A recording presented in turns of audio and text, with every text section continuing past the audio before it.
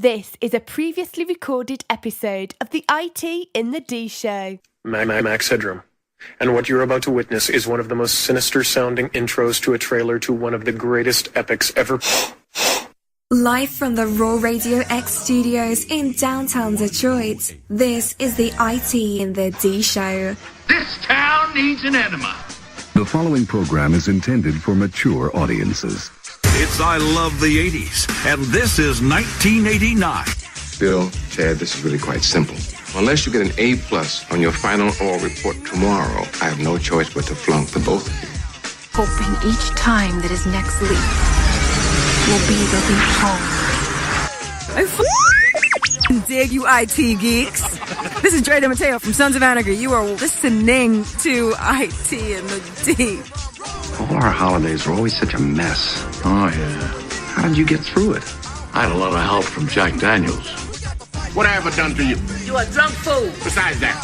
So what happens when you tap the angry beaver in the bunghole? Exactly. Come on. Try. What the hell with this? I'm calling a break. We'll come back to the show.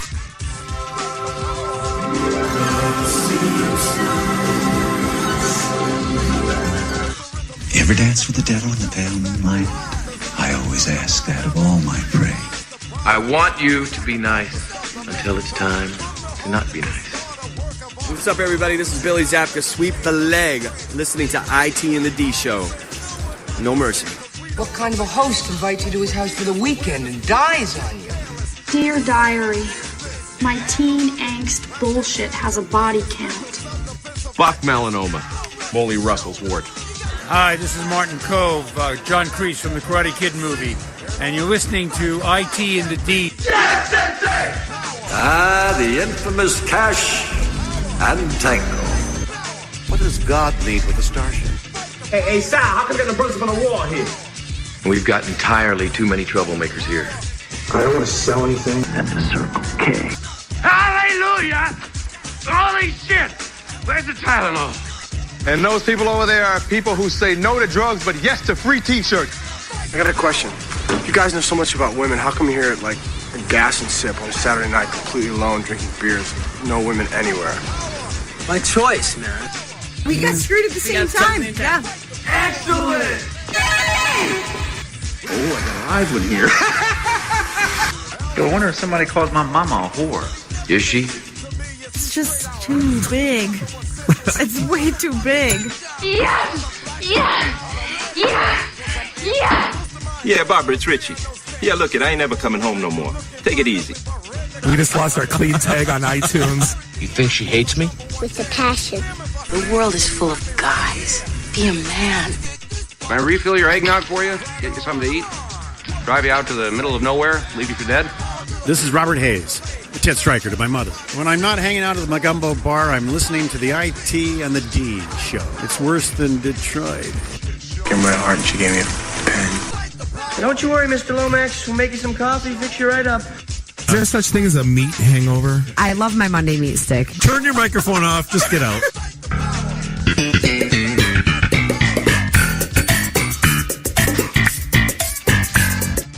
I just killed my best friend. And your worst enemy. Same difference. Last year, I spent more money. Oh! I think you might be overdoing it, Dad. Russ, when was the last time I overdid anything? So, what would you little maniacs like to do first? The question isn't what are we going to do. The question is what aren't we going to do. Ludicrous speed! Sir, had you better buckle up? Buckle this! Ludicrous speed! Go!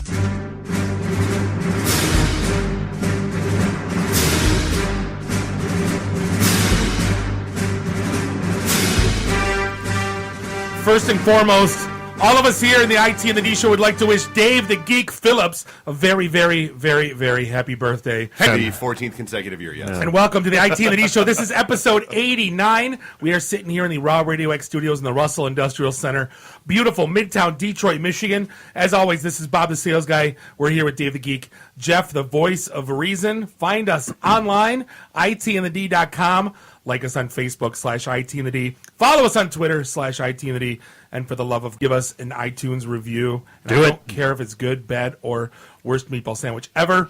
Or you can listen to us at a regular home base on soundcloud.com/IT and this episode 89 is brought to you entirely by Pure Storage. Find them online, purestorage.com, flash array storage. We actually have them in studio. We got Jared and Rich here. Segment 2, we're going to do a deep dive into what in the world is Pure Storage. And then we got Nuri back in studio to do a Penguicon recap. Yeah, let's be honest. This particular episode is brought to you by the collective hangover Penguicon over the course of the weekend. When that Paps got handed to me at 3rd Street, I'm like, no. I Yes. am never drinking again for as long as I live. Oh, look, beer. Yeah. I knew exactly. He walked in right like 30 seconds before me. He sat down. I noticed that he didn't have a beer in his hands. I'm like, yeah, just give me 2. I walked and handed it to him. He's like, fine. Damn it. But yeah, so we will get into all of the madcap mayhem from Penguicon in a little bit. Because, well, we want to drink more before we start telling stories. Oh, boy. We'll probably have to edit out before it goes out to syndication. So No. We don't edit anything. We still have the clean tag on iTunes. I don't even know. No, in the next 10 minutes. Yeah, just to give a quick taste, like Penguicon to me, like it's funny. We talked about like the Venn diagram like, in the IT community. I think I hit the button. To my like firefighter buddies and all them, like I'm a complete nerd geek. Like and to like Dave, like I'm so far removed from that like equation. Like, but I was telling you, like I grew up on a 300 baud modem, watched every sci-fi movie known to man, had Dungeons and Dragons books. We've had all the Flash Gordon, Star Wars. You and I can debate those till the cows come home. Your interest is just as good, but they take it to a level I could never, and I learned so much about so many different people. We'll talk about that later, but it was very eye opening in a good way. So the Venn diagram of people who are not geeks intersected with people who are actually geeks, Bob, is the cleavage of that diagram. Well, you go to a geek fest wearing a sport coat, and I'm a suit immediately. Bob, that's because someone gave you a quota. Really? Oh, yeah. Wow. They totally did. So because he didn't have lasers? The Detroit stories, but we got bombarded with local weird, so much wacky mayhem going on in this city. Which one you want to hit first? You know what? Let's dive right in with. Let's talk about Don Gilbert. Dan Gilbert. Let's talk about Don Gilbert. Dan Gilbert. Dan Gilbert. Dan Gilbert. Sorry. That's right. Because Don Gilbert doesn't exist anymore because Quicken got shitty with someone else. Go figure. KWICK. Yeah. Quickie loans. But yeah. So it turns out that they have gone and just and by they, it's the subsidiary Bedrock that is apparently going around installing security cameras all over the city. And wireless points. But here's the kicker. Apparently not only on buildings that they own, and apparently without getting permission from said building owners that they do not own. Who owned the building? Who owned the building? Apparently he wants to own them all. Not the Bedrock. Owns yeah. And so, yeah, I believe it was the owner of, was it Lafayette? So he put it no, up it was American. on the roof. Yeah. Well, if you look at it's like a Y-shaped street when it comes out from like Woodward to Michigan to Lafayette. And he put it on the rooftop of American Coney Island. So the drilled into the brick, 110-year-old brick facade. Yep, drilled into the brick, installed their stupid wireless repeater or whatever the hell it was for their security system. Never asked them, never told them. It was just being done. But wait, guys, the outside of the building is public domain. Why the fuss? No. The hell it's not. I'm joking. So here's where it gets crazy. One of the blogs it's not a bad Motor City Muckraker. Yeah, they pretty much are. Well, I'm not going to lie. I was really, really half tempted to do a reach out and try to get him to come in and talk about this. They seem like cool. We were already full. And yeah. But so they write an article and basically quoted the guy that But owns dude, American. if you're listening, we absolutely want to have you on the show. Yeah. But the guy that owns American was like, "You don't effing own me." That was so he wrote this article. How dare you? So Dan Gilbert comes out on I guess. Motor City Muckraker wrote an article. Right. Yeah, because the way you said it sounded like the guy from American. Yeah. No, and it's all alleged. Like I don't know if it happened or. But didn't God happen. forbid anyone write anything bad about Well, part of the goddamn article was that he's got cameras in newsrooms. Because they're renting space. I forget. They own the news and the free press. I forget. And so like they've got cameras watching what stories they're putting together and that kind of nonsense. And apparently somebody their own big brother. And I read that the SOC, the Security Operations Center, is in the basement of the Chase building that's ran by former CIA. Yeah. Like, so here's where it gets crazy. I guess Dan Gilbert's daughters see this on the Twitters, and he goes off on a rant on the Twitters and calls them dirty, low-life scum, and like feeds it like a troll would, like the best. He fed the troll. Oh, absolutely. Because he has nothing better to do. You'd think, right? Because we just had this conversation. There are some times when you just have to let it go. Because let it go. Yeah. Because if you respond to it, you feed it. Yep. And you it happened feed to you. the fire. You lead. I told when the thing happened with you, right? I said the first. You're like, don't drive angry. Don't drive angry. Don't nothing. Quiet. Like, you do it the way you do it. Don't you? Because you're opening up a huge. Like when you go on the Twitters and spout your mouth. Nothing good can come of this because. Nothing's taken in context. Yeah, it's so all Cavs Dan went out there and called the whole dirty scum, and that was absolutely grow up for crying out loud. No, amongst other things, did you see? Like he was going against troll accounts. Yep. Like, dude, like you think your PR person would call you and like, Don, like we're gonna need you to. Yeah, Dan could put the phone down. Dan, step away from the phone, Mr. Gilbert. Right. Or you think he'll come out and say, "Oh, someone else was manning my account that day"? It got hacked. Oh, yeah, it was hacked. That's coming out. Who was that? Anthony Weiner. No, I wasn't me. Sending out penis pics. It was my phone got hacked. I said Weiner. That was his name. But I'm curious to see because like we were talking like how many other buildings has Bedrock put cameras on? I go, well, half the vacant ones. Like, who's going to bitch? Like, the squatters don't have Twitters. Yeah, because they don't know. Right. I think you pull up on, like, a Comcast van or, like, something with an AT&T logo on the side, and then who are you, right? Your utilities. Right. So I wonder how, number one, how long does it take to actually install this stuff? And number two, how did they do it? Maybe there's video somewhere of them doing it. That'd be kind of cool. Oh, that's exactly. They said they block traffic in front of the building. Yep. And no permits. No permits. Yep. No permits. And that's just wouldn't you think the owners of American would walk out on the sidewalk and say, "WTF? What are you doing?" That's what happened. And so like it's kind of like the social engineering thing that we were in with Nick Farr, which was fun. Dude, I got to ask you a question about that, but we'll get to that later too. So the whole, if you act like you belong there, and it's all about the presence you project, it's amazing what people will let you get away with. Oh yeah, confidence. And that he doesn't own. Apparently there are people that are starting to make maps of them now. Because now it's a thing, right? Oh yeah. Oh boy. So you're saying I can't pee in the alleys anymore? Right. Well, and like here's the thing, like who watches the watchers? Well, because like that whole thing with the teenage girls from the east side that spray painted the building. It wasn't the cops that found out who that was. It was their security cameras that caught who it was. Dude, that's like getting a speeding ticket from Wayne State Police. Well, but, no, dude, it's scary because it's more. We're getting dangerously close to RoboCop here. Like it's OCP rolling out their own surveillance system. When the hell is the Ed 209 going to start walking around? Right. So did they charge the police for that footage? Right. my comment on all the social media thing was I work for Dick Jones. That was right. I go, when the assailant was stopped, he just screamed out, I work for Dick Jones! You're fired.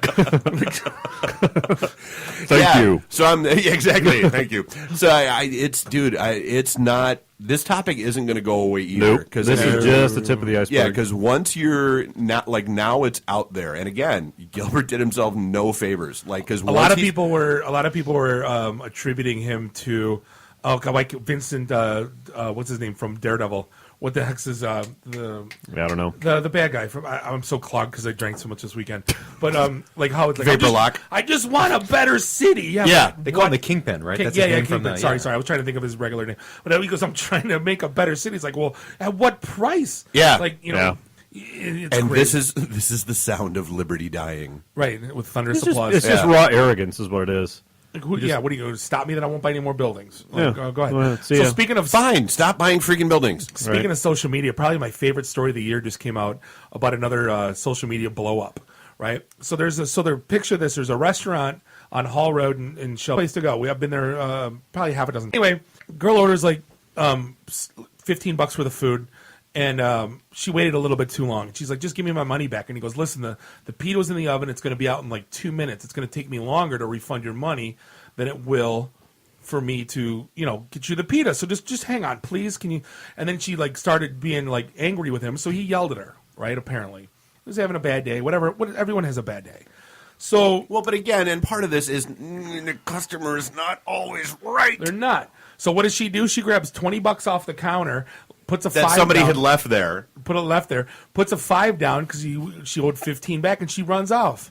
Well, guess who knocks on her door 15 minutes later? Popo. 30. Yeah. 30. Yeah, but Yeah. Popo shows up at her front door. So what does she do? She runs to Facebook. No. Did I So miss apparently that? she went back to the restaurant and lit this guy up. Oh, I missed that. Yelling and screaming obscenities about what a blankety blankety blank he is, and then went home and fired up the keyboard courage and the keyboard commando, and launched. Wait, what happened with the Popo? Like, how did she get fined or delivering her They said give us. They said give us the shawarma. They said you can either give us the $20 back or you can go to jail. That's theft. Got it. It doesn't work that way. Yeah. You're using other people's money to make change. So this whiny rant she puts on Facebook gets shared out 5,200 times.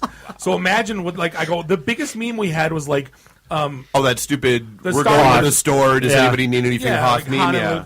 And that got shared I think 1,000 times. Oh, it was ridiculous. And we have 10,000 followers. Like she's just some chick with 800 friends like the rest of us, right? It gets shared out 5,000 times. So now this guy goes on the offensive. So this is the kicker of this whole story. I'm talking about this online. I get a text. They go, "You know who that is? It's our old friend's wife. This guy I've known for 15 years, and I've known her just as long." I go, "You have to be effing kidding me. That's his wife." And he goes, "Yep." I go, "You gotta be. I can't wait to see him." And I shot him a text. I go, "Hey, what's up? How you been?" He's like, he goes, "Bob, just don't." That was But what is this world? So now this guy's and so now she's tried to backpedal. Oh yeah, because she's not. Well, because the rest of the story is coming out. It's not what you shared on Facebook that it was just the guy was horribly rude and you got horrible because they've submitted. Always two the sides restaurant to the has story. now shared the video where she literally waited 4 minutes. Oh my God, 4. Wow! But your life and your time is not that effing important. Suck it up. For garlic dip.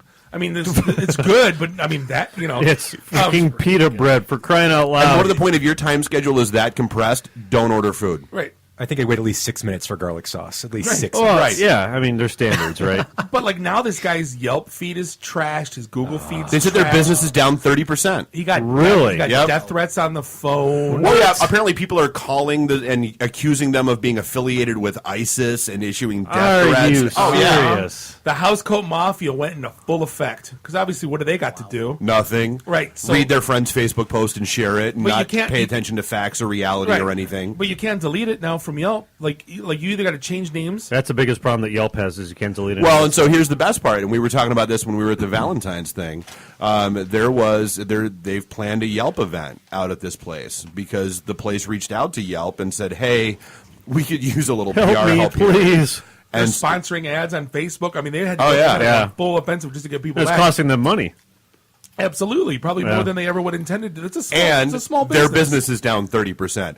And here's the sad part: Wait, isn't there a login? Can't the restaurant go after that your friend's wife and say, "Hey, Cyber intimidation. I don't. yeah, I don't can you know. be a cyber bully I against don't the know. business? I don't know.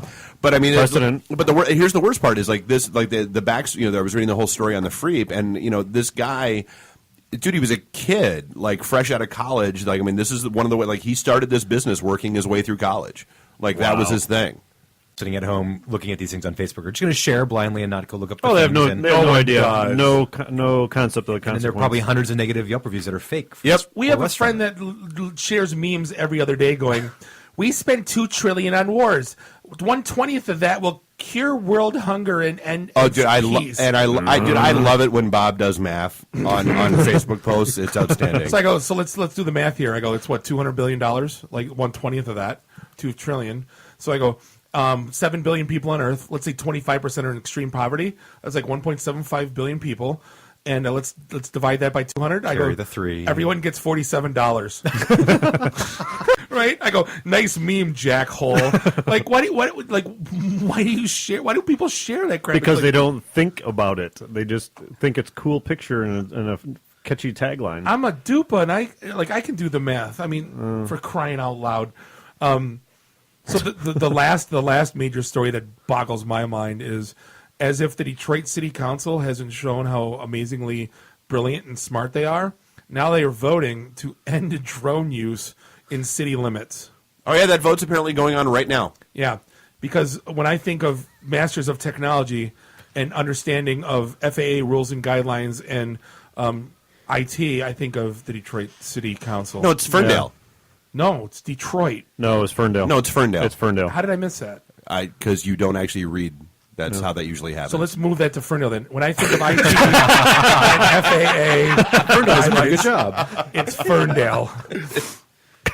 So what? I mean, but thanks for playing, Bob. Yeah. I'm Googling it. It's Detroit. No, it's Ferndale. You guys talk amongst yourselves. Okay. Well, I mean, speaking of drones, Big Bang Theory, again, spot on with the current events. Just watched with the whole drone thing and the malfunctioning and going after everyone. Well, and that's the thing. I mean, apparently, what they're trying to get out there is that it's they're the only drones that would be allowed to fly are cops. Yeah. The ones that are run by the police department, unless you want to pay some ridiculous registration fee for them. There it is. There's it's Ferndale. Ferndale. $7. Oh, Detroit suburbs. Only read headline, did not read story. I shared blindly. And didn't read far enough to read the word suburbs is the second word in the title. I totally shared it. Stupid Detroit. Bit by Penguicon again. That's totally. Right. I can blame Penguicon for my. It's still brain fuzzy. That's all it is. Oh, totally. But how do you ban? Like, how do you know who's flying it? Like, banned. Like, what do you do? Look up in the air. It's got a little red and blue light on the top of it. If it's a cop drone. I think you have to have more drones. According to South Park, yes. Right. I think more drones. That's how you police it, right? Yeah. Oh, of course. Yeah, because that always works. Well, that was the foundation of the South Park episode, which was outstanding. If you haven't seen it, was so the kids got a hold of one of the dad's drones and they videoed one of the friend's moms through one of the windows, uploaded the video to YouTube and yada yada of her nude. And so then the homeowners association got drones to start watching out for drones, and then the police had bought drones to watch the homeowners association drones, and then there was neighborhood watch drones watching the police drones, watching the homeowners association drones, and it was outstanding. That's and planes can't fly, right? No, but that's what I like. And all I want is Amazon to deliver my crap to my house. Can we just get with no human interaction to deliver whatsoever. toilet paper to Bob's house? That's how it approved in Seattle, hasn't it? I'm pretty sure Yes, they it actually has. got clearance to do that. Yep. Yeah. I would have paid in Ontario. I would have paid like $100 to have like Funyuns and Red Bull shipped to my house on Sunday. The way I was feeling. So you could not leave. Oh my God, dude. Yeah, you look like a bus hit you. So here's the best part. So the whole wacky mayhem with Bob's phone winding up in my suitcase. And so he comes to the house to pick it up, and I'm like, "Hey, man, So here's the best part. So I leave Penguicon. I get to the house. I pull into the driveway at 8:00 in the morning, and I figured I would be smart and have bribery, and so I stopped at Tim Hortons and got muffins and donuts. So I pull into the driveway at 8 in the morning, and so then all the stuff with Bob happens. He shows up to get his phone because it's my daughter's first communion. So we've got all the family over, and we're hanging out. Whole bunch of food, and I'm like, and he gets to the door. I'm like, hey man, come on in and grab some food. And he was like, no, I couldn't eat right now with a gun to my head. How did you even drive to his place? No, that's the first thing Neri says. He goes, "Are you okay to drive?" And this is in the morning. I see Bob. It's 11 o'clock, and he's like, "It's outside. It's breezy and cool, and Bob is sweating." I'm like, I know exactly that face. I've been there before. I was. Did not feel good at all. Yeah, if you're still morning drunk, there's an issue. Oh, and so by the way, there's and my favorite one that I found today. Mother's Day is coming up, and if you want to buy the gift, is this deserving of? What? Yeah, you know what? Give me it. It's been here we go. It's been a while. Hold on. So let me get this straight, Starbucks. You're gonna sell me a gift card for a $50 gift card for Starbucks, right? But for how much, Bob? For the low price of $200. Wait. So a $50 gift card. Yes. For $200. Yes. What else is on the card? It's ceramic and it's etched. So you can overpay for the coffee that you're already overpaying for. Yes. By a factor of 4. So here's what I want to know. What jackhole in the boardroom pitched this monstrosity, debauchery of a product, and instead of immediately getting fired, they said yes. And they took it to market, and they produced it. They go, you know what? Our customers are so effing stupid. Are so goddamn stupid. They're going to buy a gift card for 4X, and I'm going to prove it to you. This was a drunken bet between two high-level executives. For $1. Right, for $1. I bet you our people are so stupid. The Duke brothers run Starbucks. They said 3X, and the other guy goes, I'll bet you for $2 it'll be 4X. So they got this thing out there for $200 effing dollars for a $50 gift card. That's it. Nothing else. Well, what's worse is it's selling. Yeah. No, it's not selling. Probably gonna sell out. Your ass is selling. It's not. There's no way. But the fact that this got pitched, like, so my whole thing, Neri, I don't know if you heard. It's not even that it got it pitched. It's that it got approved. Because dude, lots of ideas, lots of stupid, really bad ideas come up every day. Right, so I don't think the stupid idea is funny. I think of the idea how it got there. Like when we talked about the mashed potato machine, like there had to have been a guy like that decided to invent it and then talked to a sales guy that said okay, and then went into a boardroom and said, guys, I got the best idea. Mashed potato machine, right? So like here's this clown comes, sits in front of the boardroom, like new product ideas. Who's got something? How about we sell a $50 gift card for $200? Has legal approved it yet? It's great, Jim. Let's do it. Like, okay, back to you, Bob. Like, what the hell? And by the way, it's probably yet another gift card where the money will disappear on you because of service fees and crap if you don't spend it quickly enough. Didn't it come in like a collector's edition box or something stupid like that? It was real pretty. I liked it. Yeah, it's like it comes in a Shinola box. Like, no, Jesus. Like, what's in it? What's in it? Did you buy me a watch? No, it's a gift card. For $50. Like, the heck? Just go to Meijer on the end cap and pay $50 for $50. Kiss my ass. Hey, Mom, here's my Imperks pin. This is the... That's right. $50 should not cost more than $50. No, I know. No. That was the best thing. It was like a bag of... The end of internet has come upon us. The bag of plastic pennies for like $1.59. Yes. Like, wait. There's not even... Like, I could get real pennies for a lot less. It's 50 plastic pennies for $1.59. Right. What a bargain. And people are buying it. It's 1 for 10 cents, 2 for a quarter. Selling out 2 at a time. There's the guy that manages like their online POS sales. He's like, there's someone other dipshit bought it. It's like, and he's probably have like a red alarm. Dude, if I were if I were Starbucks, I would have had like one of those like things at the hockey arenas and stuff, where they have like, you know, the little rolling light boards that go around, and like, and every time one got sold, that person's name would like coming up on stage 2, dipshit number 4. Hey, for $200, I'll drive a damn Zamboni around their office. All right, hey, we're coming up against the break. We got the guys from Pure Storage here. This is the IT and the D Show. We will be right back. Live from the Raw Radio X studios in downtown Detroit, this is the IT in the D Show. Hey guys, this is Ty Mock, Bruce Leroy from The Last Dragon. You're listening to the IT and D Show. If you're a reseller of IT solutions, the original equipment manufacturer should not be your strongest competitor. At Quantum, we understand the true meaning of partnership. We work with our channel to deliver industry-leading solutions together, all the time, not just when it's convenient for us. Heck, we don't even have a direct sales force. Quantum is looking for a few good partners. Call 586-745-4DXI to get started. That's 586-745-4394. Bust it. This is a previously recorded episode of the IT in the D Show. Welcome back. This is segment 2, episode 89. This is the IT in the D Show. We're sitting here in the Raw Radio X studios in the Russell Industrial Center. Beautiful Midtown Detroit, Michigan. This is Bob the Sales Guy here with birthday boy Dave the Geek, Jeff the Voice of Reason. Follow us online at itinthed.com. Like us on Facebook, Twitter /ITinthD. And for the love of God, leave us a review on iTunes because we only have like 11 and it's not acceptable. I think we're at 12 now. We're at 12. Yeah, we're 12. Sorry if we had a couple technical difficulties. Went over to some music, but we got the stream back and we are back live. We're joined in studio by one of our core sponsors, Pure Storage. We have Rich and Jared here. Appreciate you guys coming on board. And thank you for repeating yourselves once more. Yeah, no worries. I still don't know where I'm at. To be honest, the 4-minute break didn't really help at all. Didn't help figure that out yet. Do I have to tell the Batman Superman story again? No. You know when that one scene in Batman vs Superman when the car blows up? That was in the parking lot where you parked. Nice. It was actually funny that Aquaman's boats were out there for like 3 year. weeks. We came in here to the studio one time and there was like stadium lighting around the whole building. They were shooting the Aquaman TV show, or no? The Aquaman's going to be in Batman Superman. Yeah, really?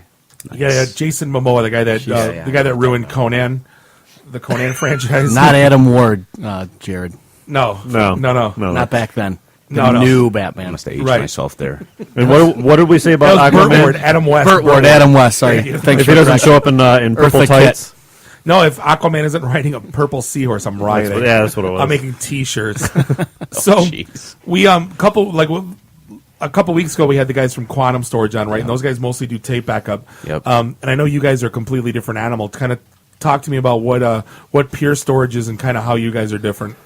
Yeah, so Pure is primary storage. Got it. Right. With tier dedupe. one with dedupe And compression. and then Quantum is more in the backup space. So they do more of a backup to disk solution. So you guys are going to compete more with the 3-letter monster and the that Storage would be the one. Yes. Yeah. No, for anyone in the data Storage center Mafia. space, Yes. or they know who they are. Yeah, absolutely. But like I mentioned earlier, I like companies that kind of disrupt and change the game and make other companies drastically make left turns, right? Yeah. And you guys have come to the game and kind of touting Flash Array.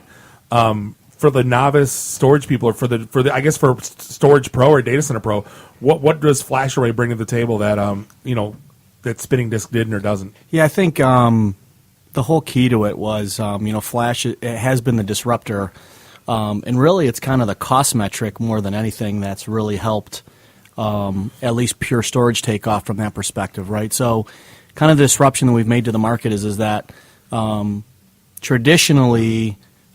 Flash storage has been more of a, let's say, a use case scenario, right? So solving specific problems within the application, very I/O intensive stuff, right? So I don't think the capacity wasn't there either, right? Right, you're right, correct. It wasn't, and that's really starting to scale really quick, even in the last 12 months, right? So, but I think the key to Pure Storage and the disruption that we've had is that.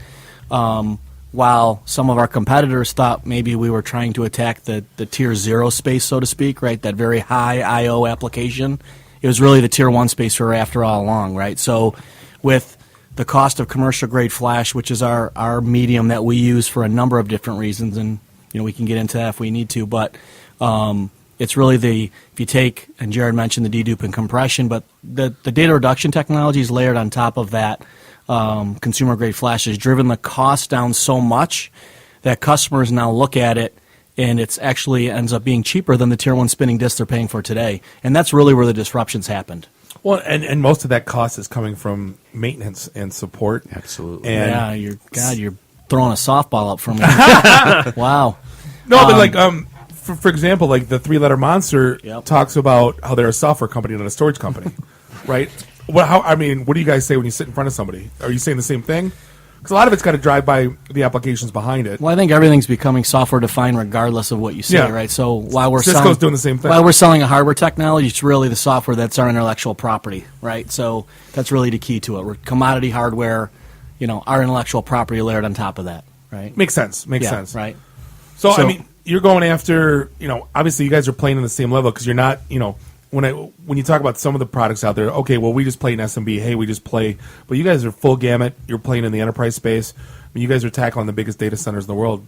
I guess lay that out on, I'm always interested in the sales pitch, right? Like, are you guys going through like an ROI going, hey, I know you guys are paying X for this, what is another softball coming? My eyes are lighting up here.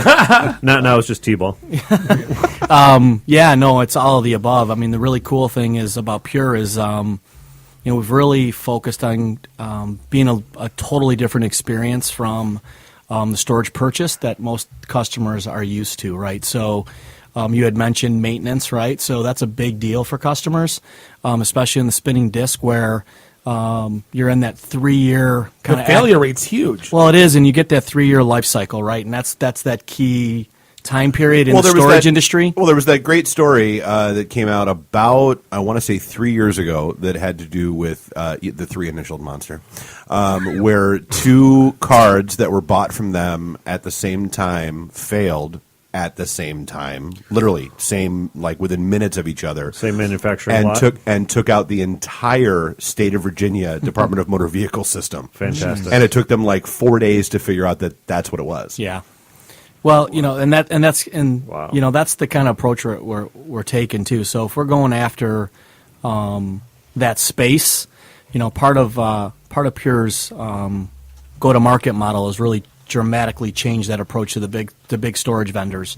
We're doing it a couple ways. One way is we have some programs around life cycle acquisition. We call it Forever Flash, right? And so the real cool thing about Forever Flash. So the real sorry, you can't get Alphaville out of retirement to sing that's that? Okay. So the cool thing is that what we're doing is we're allowing customers to, because of some of the features that our hardware aligns to, we're able to kind of get customers out of that 3-year life cycle where in year 4 they get that maintenance extortion bill that says, hey, pay this enormous bill or refresh our technology, right? And cool thing about our technology is we're able to do non-disruptive upgrades, and the cool approach is that if you have a 3-year life cycle with Pure and you re-up your maintenance contract for years 4, 5, and 6, we ship you a then set of controllers, which will do an in-place upgrade to your storage array, all non-disruptively for an OpEx cost, right? So we're getting customers out of that CapEx every 3 years, data migration every 3 years, life cycle. Dave, I like when we're doing on Flash, right? I like people when we bring people in studio that speak my language for once. I'm totally turning into you this. Crickets from that side of the table completely. And hey, for what it's worth, an update just came across that the measure in Ferndale, because it was Ferndale, Bob, was shut down. Yay! Wow. So what is a typical life? Speaking of life cycle, what's your typical? Because if you look at, when you look at, like, at least from my side of the fence, switch route is a little bit longer in the tooth than UCS would be, right, or than data center. What's your typical end to end?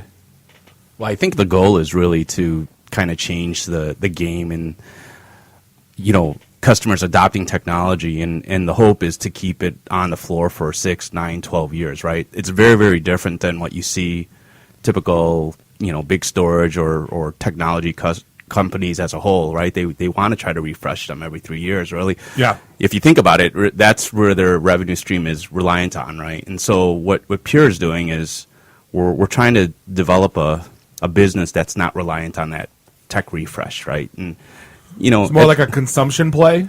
I would say the model is similar to consumption, but the key thing is that our customers get to own the infrastructure still, which I think is huge for a lot of IT, because it's more like a cloud play, a SaaS play, right? Or an infrastructure as a service play. When you can create this predictable OpEx model for out years on your storage, now you get executives start to perk up a little bit. So how many like out of your customer base? How many customers are building their own hybrid clouds, and how many are keeping their stuff grounded, green blinking lights staring? Are you about 50-50 these days? I'd say it's higher. Is it really? Yeah, I think the cost model that we're projecting, long term, 6 years, 9 years, because now with the way we align our technology, you can do a 9-year TCO. It's predictable OpEx, CapEx spends for 9 years. Wow. Right. And that's one of the things I talk about every day is, getting a budget predictability, right? Absolutely. So you can kind of worry about your crap and let us worry about our crap. Yep. You know what I mean? No, it's the truth. You build cars. We make this. You let us do this. Let me focus on my expertise. Yeah, and the cool thing is what we're finding is that because of the medium and the SSD and the firmness in that hardware that we're finding from like the manufacturers of it, because of smartphones and everything else, 95% of the R&D, Silicon Valley, is like in commercial grade flash, right? So you leverage that, right? Now you're finding it to be extremely reliable, more than spinning disk, right? No moving parts in silicon. Did mobile way reliable? Yeah, think about that, right? What Rich is saying, right? Because we've decided to utilize the consumer grade flash, right? Was that the driver that It was really that drove the cost down? Was mobile? Absolutely. Absolutely, Wow, okay. right? Because you All think right. about it, Makes right? sense. Absolutely. It's mass produced, right? So we get to take advantage. We take full advantage of the production improvements on quality, right? And guess what? That firmware is very well hardened, right? You think about that, right? Samsung and Toshiba, that's what chips are in here, right? Yeah. They got to make sure that firmware is well baked, right?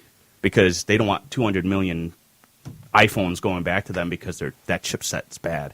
You know, when that hardware first came out, there was a thing about reads and writes, right? Yep. That it had a limited lifespan. Yep. So, are you finding that the lifespan of Flash is actually greater than the lifetime of a spinning disk, or another softie? Another how does that softball. work? I mean, I'd love to another know this softball for Jared, but Nice. and I'll flip it over to him from a technical perspective. But that's what gets me really excited is because of our intellectual property and the adaptive data reduction that we're using to write to Flash and understanding how to write to Flash minimizes those writes and prolongs the life of the Flash. That's awesome. Right. The other thing that we're doing is, there's a factor in wear and tear on Flash. It's called write amplification, right? So, and that factor is measured from the perspective of, how much does that get augmented if you treat the SSDs like disk, right? So, I don't want to go into too much of the details, but if you treat the Flash like disk, that write amplification goes up, fourfold, sixfold, whatever it is, right? With our software, we actually reduce that by half, right? Which really allows us to get longevity out of the Flash. Rich, let me ask you this. So one of my biggest pains, at least in IT sales or in tech, is you got a guy that's been there for 20 years. He's been working on the same storage topology for, let's say, 15 of them. Tell me, Jefe, what does topology mean? Right. Is that full stack? But what's the that guy fears change. Yeah. What's worked in my day. It becomes a hard because he doesn't want to know that there's something better. Yeah. But B, he's going to have to know that there's something that can take his place very quickly. I mean, what's that conversation sound like? We see it every day, right? I mean, sure. We see a lot of guys drinking the blue Kool-Aid, right? It just is what it is. That's a zinger. But that's awesome. It is what it is, right? So, I think what ends up happening, Bob, is the fact that our story's a little refreshing to most of these guys, and while they are resistant at first.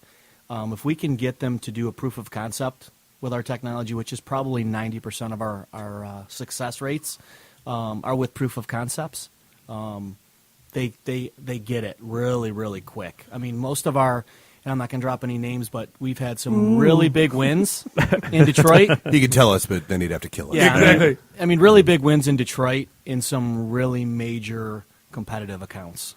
Well, you can tell you guys are serious when you start to hire, the big hitters from the big boys, and it's, all of a sudden I start seeing my friends working for Pure, and I'm like, okay, you know what I mean? Like I had we had a couple guys leave for a big partner. I said, okay, these guys must be serious. So I mean, that's obviously you guys come on the scene almost like gangbusters, and it's kind of cool to watch because it's very rare you get somebody to get into that space and to kind of change the game a little bit, right?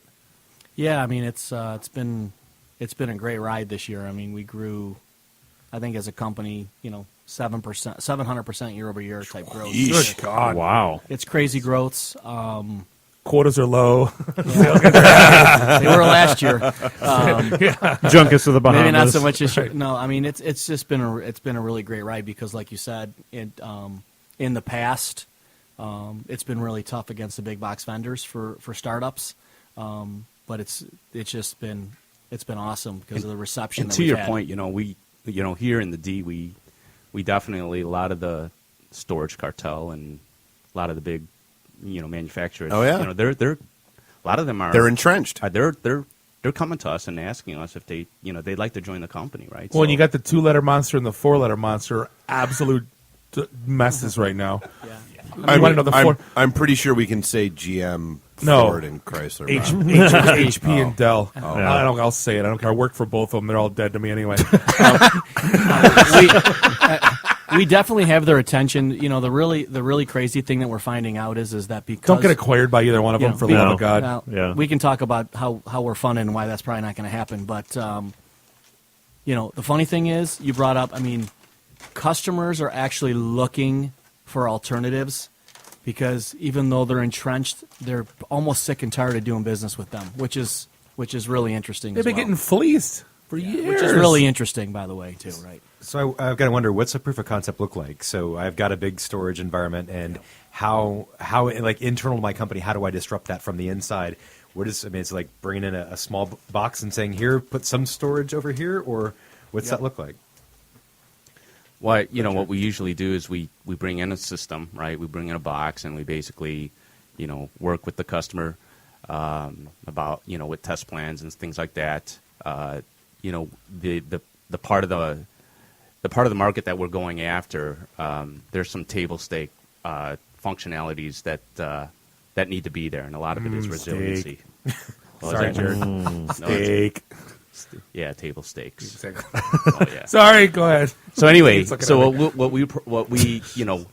we always focus on is, you know, a lot of those storage companies sold their last technology, the spinning disk technology, based on, you know, reliability and resiliency, right? So many of the customers that we deal with, that is a requirement. So when we come in, you know, that's what we focus on initially. Since it's all flash, performance is assumed. We're going to get that, you know, that low latency experience, and they're going to get advantages to that. But so what we try to do is we show them they're going to get performance, but they're not going to lose out on, you know, the reliability and the resiliency. So that's really the focus of our POCs. Yeah, I mean, there's a real wow factor to it, depending on the application. You know, imagine a company who relies on running a database query that right now takes 24 hours to run, and then they put it on Pure Storage and they get it back in 22 minutes. Right, so, you know, that is impactful potentially to whatever that potential database is, you know, is running. We had a trader here. Wait, like Benedict Arnold, no, or like Joe's, like a bond trader, Trader Joe's. Or, you know, they were running queries on their spinning disk, and it was, you know, running past the bell, right, 9 o'clock, and so they put it on Pure, and they were getting results back, you know, 7 hours before they would actually have to start trading, right? So it's pretty impactful when you really take a look at, you know, how it can impact the application in your underlying business. Interesting. Well, yeah, because now answer me this, like, you know, I always tell the story, you know, back in the day, like a General Motors would buy a huge, massive data center, and they'd be lucky to get 10% capacity, and by the end of the life cycle, they'd be at 30, right? Yeah. Now that whole thing's shifted to the service provider, you know, and the guys that are launching cloud and the guys that are delivering, you know, infrastructure as a service, right? And yeah, they're hoping they're doing the same thing, and now they're shifting it to the vendor. Are you guys at that position now where you guys are taking on that risk, or are you still working with the service providers? No, we're still working with the service providers. Right. But you bring up a really valid point, though, as companies are starting to. There was a very major trend over the last 8 years of taking storage and outsourcing it, right? Yeah. And putting in hosted locations and managed service locations, whether they own the equipment or not. It was the big DR thing, man. Everybody was in DR 15 years ago. So imagine if you're a customer who is paying a hosted facility by rack unit space, and you have a, you know, 3-letter acronym array that takes up 8 tiles in the data center, and now I'm going to with our reductions in the flash, we put it in 8U. Okay. Power cost alone is going to be like a 6-month ROI. Well, less. There's clearly a pretty serious ROI to it. Correct. Absolutely. Right. So, you know, we have, you know, another major service provider here in Michigan just switched to Pure recently, and, you know, they're going to save something like $400,000 in power and cooling per array per year. Damn. So you're pricing that based on value, right? So, you know, the should be a 10x return for you in the bottom line. Yeah, you're gonna call yourselves a green organization. Yeah, there you go. Solar powered storage, carbon neutral, giving back, vegan. For every terabyte sold, we send a gallon of water to California. We plant a tree. Sorry. Too soon. So I guess for just to make it nice and easy for people. So those who are listening who may not be familiar, like I guess if like who would you want that's listening to this? What are your top key selling points, features, functionality that people like the PowerPoint 2-slide quick takeaway? You want to take that? Or want me to take it? Go ahead. Radically different approach to storage, right? And the way we go after our customers, treat our customers, right? Predictable acquisition life cycle, right? And simplicity. Those are the big things for Pure. Okay, it's just been very refreshing to customers to see not only how easy it is, but just the significant footprint savings, OpEx savings, and that predictable spend over the life cycle of the storage. So I think the biggest thing for our customers, and I've talked to many of customers that we've acquired over the past year, and they basically say it's refreshing not to be able to think about storage anymore. Right? Nice. I mean, it almost becomes invisible, and it's almost a mantra within our company where, we want the storage to be simple, automated, but invisible, right? If you can do that, that's how it should be. You're doing your job. Yeah, you should only be up on the radar if something goes wrong. Exactly. Yeah, absolutely. Totally. Yeah. I don't that's the big joke. Like when the CIO knows what my vendor name is, that means I've done something bad. Well, it's like I do, back in the day when, in the Great Lakes days when I was, managing a help desk, one of the, I would tell the guys, hey, look, I just want you to send out an email every now and then on like a Wednesday or Thursday and just, hey, no planned downtime. No email outages this weekend, nothing. Because like the only time they hear from us is when wacky mayhem ensues, and let's not be that. Like the only time you hear about CIA operations is when they go horribly wrong. Mm-hmm. Yeah. Like, for example, a drone strike that takes out two hostages. in Ferndale. A couple of cars. Right. Ferndale. Or a drone that lands on the White House lawn. Right. Outside Comos. Yeah, we're lucky they didn't have one flying over Valentine last week. Two guys out front Comos. It wasn't Detroit, but they could see it from across the street, so I was close. So I'm just going to for the record. There you go. The region. All right, so where do people find out more about Pure Storage? www.purestorage.com. Great website for all the things that are Pure Storage. Great marketing videos. Got to go watch them. They're awesome. Okay. Yeah, we're actually known for our marketing videos. We are. They're pretty funny. Wow, and yet we can't get content from them to get a commercial put on the show. Don't they have an email, though? It's itandthd@purestorage.com? They do, yes. Yeah. So if you want to shoot an email out to the local Michigan team, it's itandthd@purestorage.com. I don't know if does it go to you, Rich? Do you even know? I would imagine it probably goes to me, yeah. Okay. Obviously you haven't gotten any yet, so It's actually news to me. Well, we haven't had anything to link it to. We haven't had the True. We'll just hot link the video. Then I can decide to give it to Paul Kurtz or not. He used to work with me at my company now. Oh, so nice. They hired him away from yeah. It's all good though. He's good people.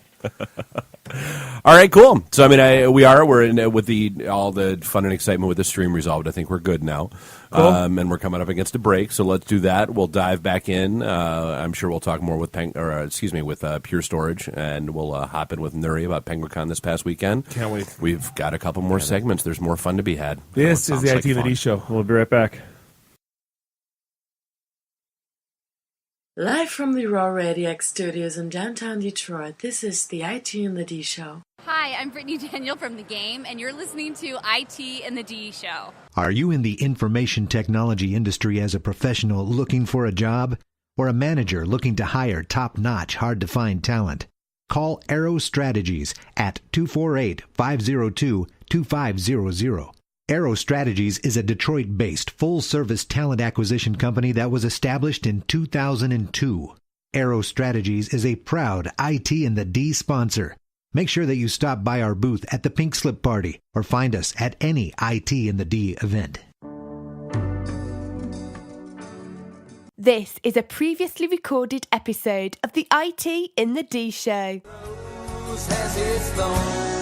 We are back, segment 3, episode 89. This is the IT in the D show. We're sitting here in the Raw Radio X studios in the Russell Industrial Center. Beautiful Midtown, Detroit, Michigan. This is Bob the Sales Guy here with birthday boy Dave the Geek Jeff, the voice of reason. Find us online, itandthed.com, Facebook, like us, Facebook/itandthed. Follow us on Twitter /itandthed. And for the love of God, leave us a review on iTunes. Segment 3 this week is brought to you by W3R Consulting. They just did a huge job for Eric America. They got tons of IT job openings. Find them online and find a job at w3r.com. And hopefully we are back. Are we? I We don't are know. back. Let's find out. Yeah, we'll see how this goes. Fair enough. So what did we do all weekend? We went to Penguicon, and we had, and you can tell how the night's going because we're at 11:30, and I can still say Penguicon properly. So that's our drunken safe word, Mary. No, so I mean, yeah, hands down. I'm hoping people out there can hear us and that we're actually recording again, and life's good. Just the entire weekend was hands down a great experience, from getting there Friday, all the panels that were going on that we checked out, to the panels that we had going on Saturday. Just a great time in general. Well, I told you, I was, I don't want to say I got emotional, but I was really caught up in this whole, I walked in and I wasn't really sure what to expect. First thing off the bat, mega organized, right? It was so easy to check in, everything's proper. But then I started seeing these signs for consent and inclusion and green light, red light on whether or not I want to be spoken to. Yeah, there were little dots on the badges that I missed and wasn't paying attention to and didn't understand what the hell they were. And what I learned was that, like I said, I'm a sales guy. I go to conventions all the time. You're a little type A. I'm type A in your face, and usually the conventions I go to, everybody is too. I kind of got opened up to a world of where not everyone is as easy to approach and speak to in a public setting, right? Or is as comfortable being approached and talked to in settings like that. And what Penguicon did, or what I saw them doing, is creating this, it's kind of like what we did with our IT and the D events, where we created a safe They've zone. spent 13 years weeding out all the D-bags. Right. So have we. But what? Let's say, we're at 14. We're a year ahead of you. But what Penguicon's done, create the safe zone for hey, these are your people. Hey, it's okay to come out. Hey, whoever you talk to here, it's okay. It's okay to be the guy in the dress with the lipstick. It's okay to be the guy in the horse head. It's okay to be the there was every facet. But it wasn't okay not to shower for 3 weeks. That guy walked by me. I'm like, oh god. Well, Nuri, is it a stupid question to ask? It's commendable that you guys are doing this and creating that safe environment. But was it something in the past that sparked this to happen, or are you guys blazing a trail? So no funny thing there. So Bob and I were sitting at the bar talking about it. He was like, "Dude, I just want to know the backstory on what had to happen. Why for do them you to be need so over dots the top on your about this name badge?" And so you can be the arbiter here and be, because I was like, Bob, I don't know that it's necessarily anything specific that happened. I think they're just trying to be really, really proactive based on everything else going on. And there may be some incidents, but I think you guys are just trying to stay ahead of the bell curve. That's exactly what it is. I think I've been involved in the organization for 6 or 7 years now, and we've really never had a major something that makes me think, oh God, we need to be doing more. I think, oh God, people should be signing waivers when they check in. There has been just absolutely horrible things in the media. We have female developers who are afraid to go home, and there was a woman. Well, you've got Gamergate. Right? Well, and the story just, dude, there were a number of blog entries that just came out by women who had bad experiences at the Star Wars celebration. Yeah, that's not okay. We try so hard to be inclusive. Everyone's always talking about the problems of not being enough women in IT and not being, representative of other groups in IT and in the IT industry, and even the nerd culture, the con culture, right? It's, there are these stories of people getting harassed and touched and followed, and it's like a Japanese subway. Yes, it's creepy shit that goes on a lot of times, and we as a community said, "Who are you people?" We said we're God. Well, and that was the conversation you and I had. You were like, I don't get it. I'm like, yeah, that's because you're a halfway decent guy. You're not backing chicks into corners and that kind of stuff. And but again, it's that whole what's common sense to us is not necessarily all Did you that just call common him to everybody. halfway decent? I did. Well, that's the one thing. Probably giving him more credit than he deserves. And I'm not sure because we've lost like 4 segments. I was saying earlier though, like I told you, I grew up on a 300 baud modem, right? A sci-fi nerd. Dungeons and Dragons. I played all the books. I take my kids to cons. I got all the geek T-shirts. I've been in IT for 20 years, and I was probably like the worst human being there for being like a type A sales guy suit. You wore a jacket, right? Yeah, I did. On Friday anyways. There was one room that thought we were cops. Right? Yeah, we had to. Well, you wanted to say, hey guys, are you Holden? I mean, Right. How did that come up, by the way? We were wandering around with actually carrying bottles of booze. And You were walking around with that little taser remote mic thing, weren't you? Recorder? No, actually, no. In fact, I actually almost forgot it when we were doing the podcast because that's what we recorded on. I was an idiot and didn't have that with me all weekend, which no, but I mean, it was like what are you guys doing here? Like, we're hanging out, drinking at the con, having fun, trying to score. Yeah, exactly. Right. Yeah. Some weed. What color's your badge? You got the hookup, man? No. But no, I mean, but that was, other than that, I mean, I ran into the same people outside smoking all the time. And it was just hilarious. I mean, that was its own little subculture of, people that got along and hung out and everybody was, but I don't think I ran into, in fact, I think I posted this in the Penguicon group room where almost like the ratio of awesome to not awesome conversations that I had was overwhelmingly in favor of awesome. And even the ones that weren't awesome, it's not like they sucked. They just weren't awesome.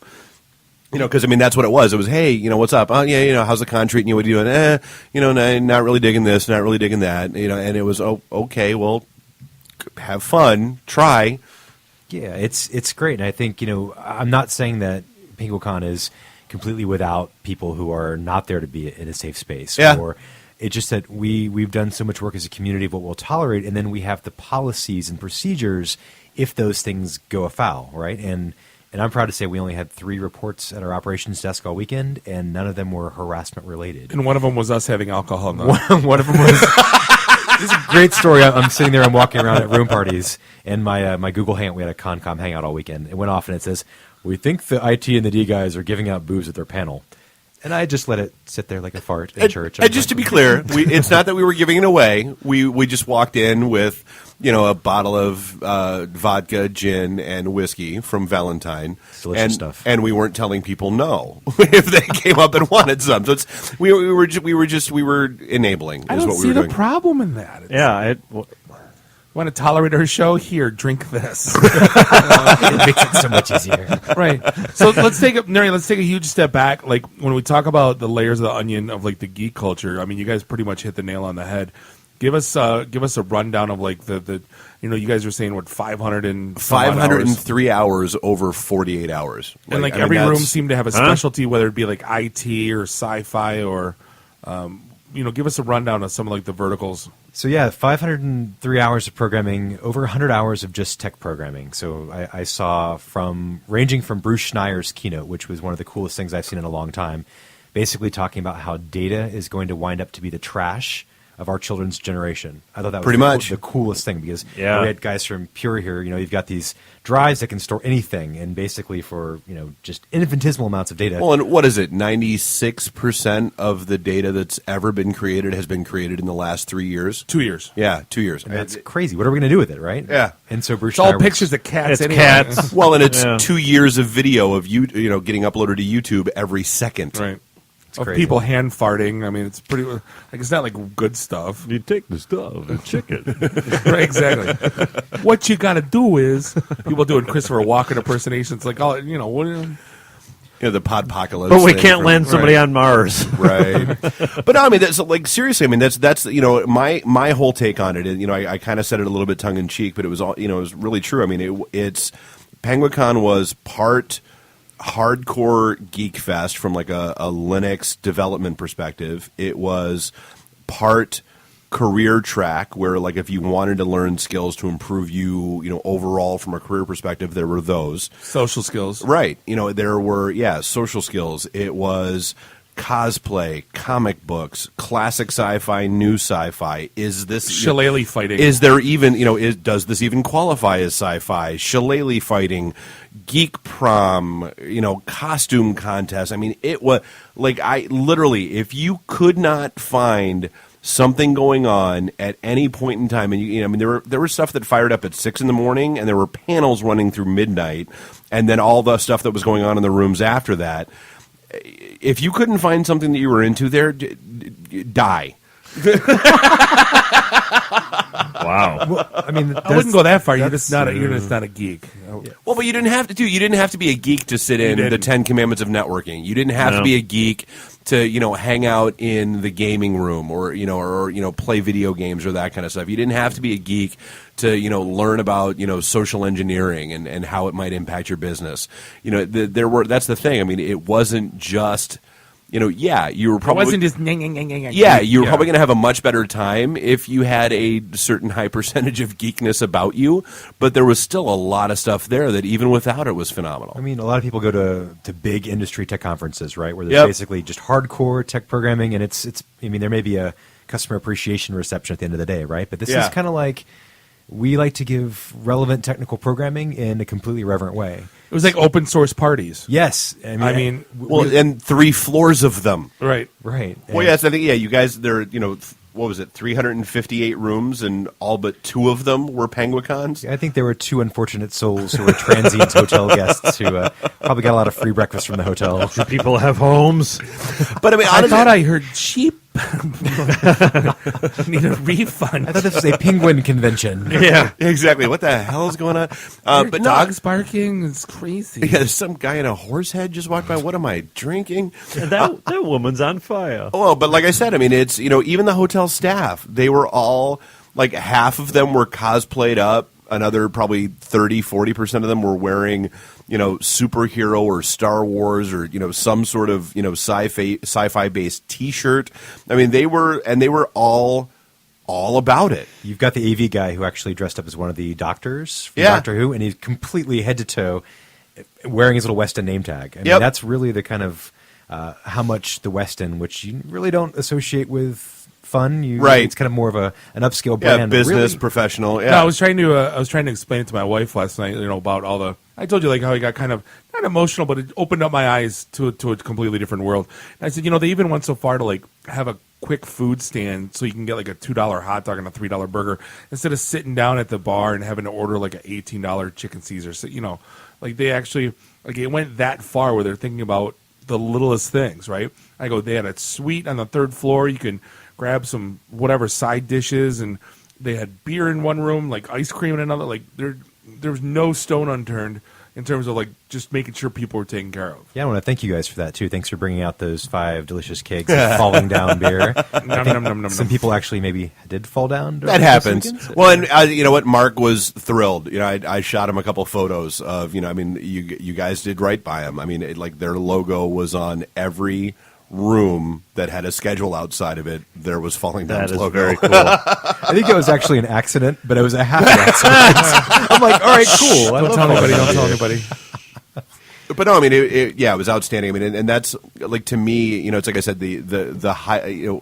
Bob and I kind of came at it from different perspectives. I mean, Bob was the sales guy that had never really been to a conference like this, and I used to go a lot.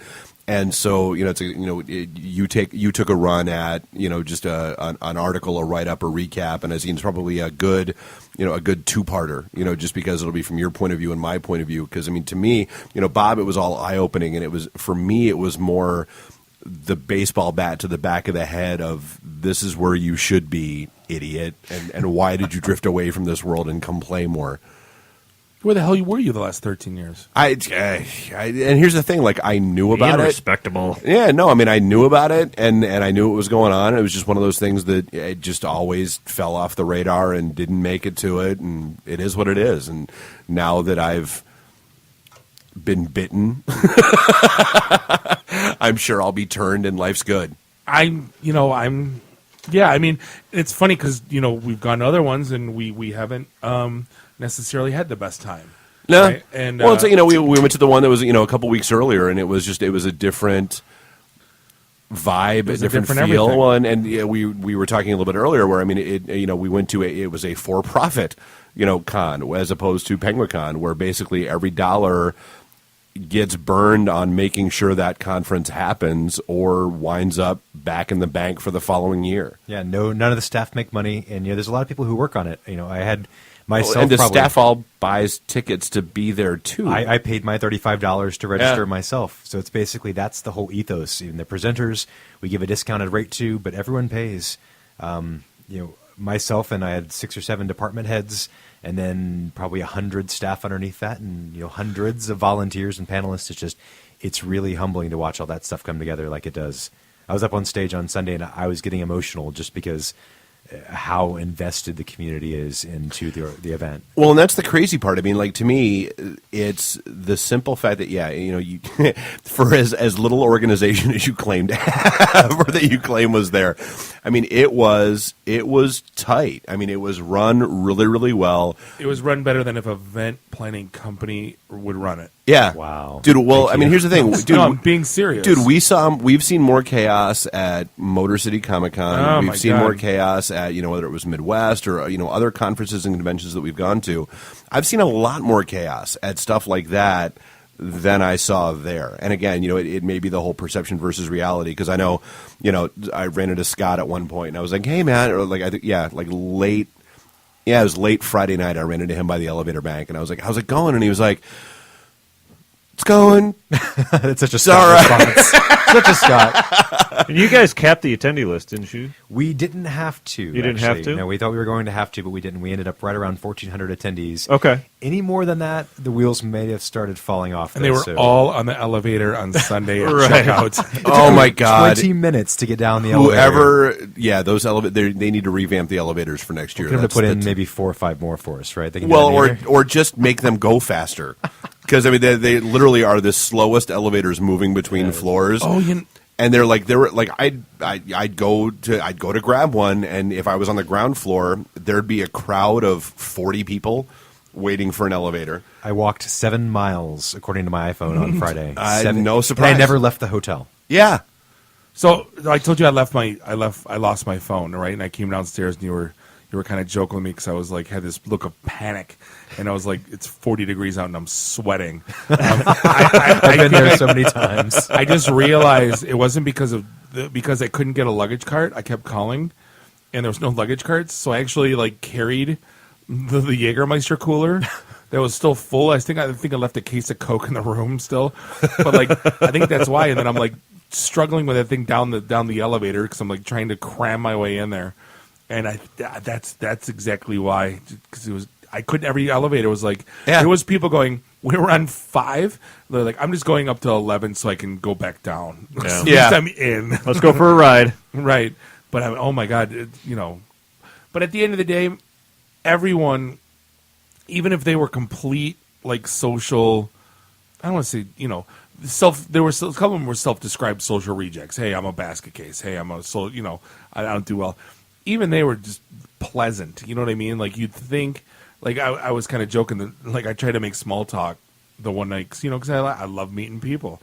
And, one of the girls I made small talk to, I think you would have thought I, walked up to her, turned around, and farted. Did you? I probably did at one point. It probably trailed up to her. That's why she goes, oh, my God, what is that? No, but You just say, do you smell that too? There came a time and a point where I just kind of, just sat back. And I kind of just watched Dave kind of do his center of attention thing, right? Because he ran into all his old buddies and he was having fun. And he goes, "Are you checked out? Are you done?" I'm like, "No, dude, I'm just chilling." I was with my people. I there was a time and a point where I just tapped out and observed. You know what I mean? And that's okay. Considering I'm the outgoing type A, that I did that. We're just fine. I don't. Well, and you know what? That's worth mentioning because, like I said, the moment, the quintessential moment of the con for me was when I ran into. I'll give him a little cheap plug. Ferret Steinmetz was the best man at my first wedding, and and this was back in '96, and then he moved off to Alaska for this girl that he met, and pre-Facebook days, we lost touch. It was what it was.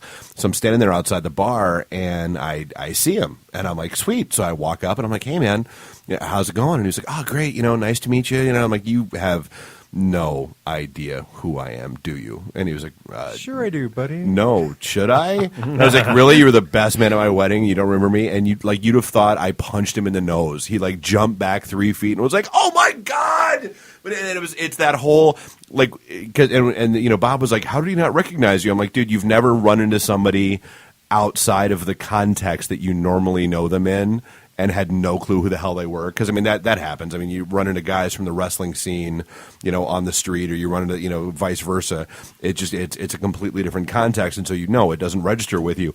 But, that was great, running to him again and playing catch-up, and that wasn't the only one. I ran into a lot of people I hadn't seen in, 5, 10, 15 years, and it was just outstanding to play catch-up, and just, like I said, to me it was just the complete battery recharge that I needed. It's like I said, whether it was, I was out way too late Friday night, I was out way too late Saturday night. I think I finally crashed around 4 a.m. and had to get up because my daughter's first communion was Sunday and had to be in church at 10 a.m. on Sunday. And so, woke up, had my alarm set, took a shower, whipped all my stuff together, got out of the hotel before apparently all the elevators got too crowded with people, and then made it home. And even Anita, God bless her, she had taken care of getting the house ready for the party and all the details and all that stuff. And as soon as I pulled up and I got out, she was like, and I started just apparently talking at 1,000,000 miles an hour about all the stuff that had happened and all the things that I'd seen and all that. And she was like, wow, this was good for you. You need to do this again. I'm like, okay, well, good. Keep that in mind. This is how we actually trap people into working for the convention. It's a trap. Oh yeah. Well, here we go. The prediction. Yeah, sit at the bar Saturday. Bob looks at me across the beer and he's like, "You're gonna wind up being the con chair in 3 years, aren't you?" That's exactly how I did it. That's how I started. I actually came as a volunteer. I lived in Seattle 7 years ago. Yeah. And I came in as a volunteer, and I'm like, holy shit, these are my people. And I basically wanted to make the event better, and that's why we're such a cool community. Is people come in, they see these things, and they're like, "How do I get to be a part of this?" Yeah, and that's through volunteering or being staff, or maybe being a con chair someday. So. Yeah. Well, and it was. And there were you didn't have any negative Nancys running around you from a volunteer. There were no every volunteer I saw, whether it was at the registration desk or at the info desk or helping handle issues in the rooms or anything like that, were just mellow and cool and fun to talk to, and just they were good with damn near anything you wanted to throw at them because they just wanted to make sure that everything went smoothly. I was just surprised our panels were full. Pretty much, except for our live podcast, every room was packed. Yeah, I'm not going to lie. Yeah, that 10 Commandments of the fact that we had as many people show up for the 10 Commandments of networking as they did, and the funny part about that, we've done that Prezzo, getting close to 20 times with Shifting Gears. We did it with the Social Media Club of Detroit and a few other places. We did Oakland Community College and a few others. The jokes that get crickets at those events tore the roof off the room at Penguicon. At Shifting Gears, when we do the Twitter, Twitter's Game of Thrones, 140 characters. I have no idea what's going on. At Shifting Gears, you'll get one guy going, and this crowd, you would have thought it was Rodney Dangerfield in the flesh. I kind of, as soon as that one guy dropped out, I was like, wow, not person didn't LOL. And I made the stupid mistake of doing 11 hours of paneling this weekend. And what's crazy is that in all the panels, I looked around, and usually you go to a tech conference, and there are people, laptops open, sending messages on Facebook. Nope. Not a soul. I found one guy in all my panels who was on his laptop, and that was it. Yeah. And I think that's just a sign of respect and people being really engaged with what you're talking about. We asked our friend Darshan, how did the Flirting for Geeks panel go? And he goes, terrible. Oh, what did we do? Yeah, he was mad. What? And he goes, you didn't tell me what to do. You just told me what not to do. And I go, isn't that kind of the point? We want you to... Isn't that kind of what we always do? No, I go, I go, I want you to be yourself, man. You know, if I told everyone in the room what to do, you'd have 57 people walking up to the same girl with the same line. I go, you know. Well, and then, he was like, oh, and you got too derailed on the whole online thing, and well, dude, when you're leading a panel like that, you kind of have to go where the room takes you, like where the questions are and where the questions are asked. I'm like, did you stand up and say, hey, can we get back more into real world situations and real life stuff? And he was like, well, no. I'm like, well, then shut up. But it's not like but it's not like any of us prepped or had questions or had pre-questions submitted or. Oh, dude, that was the best. We just winged it. Yeah. Know? So as we're sitting there, because I left Nick Farr's thing that was running along to go meet him for a couple beers before we walked into the Flirting for Geeks panel, and I looked at him like half a beer in, and I'm like, so.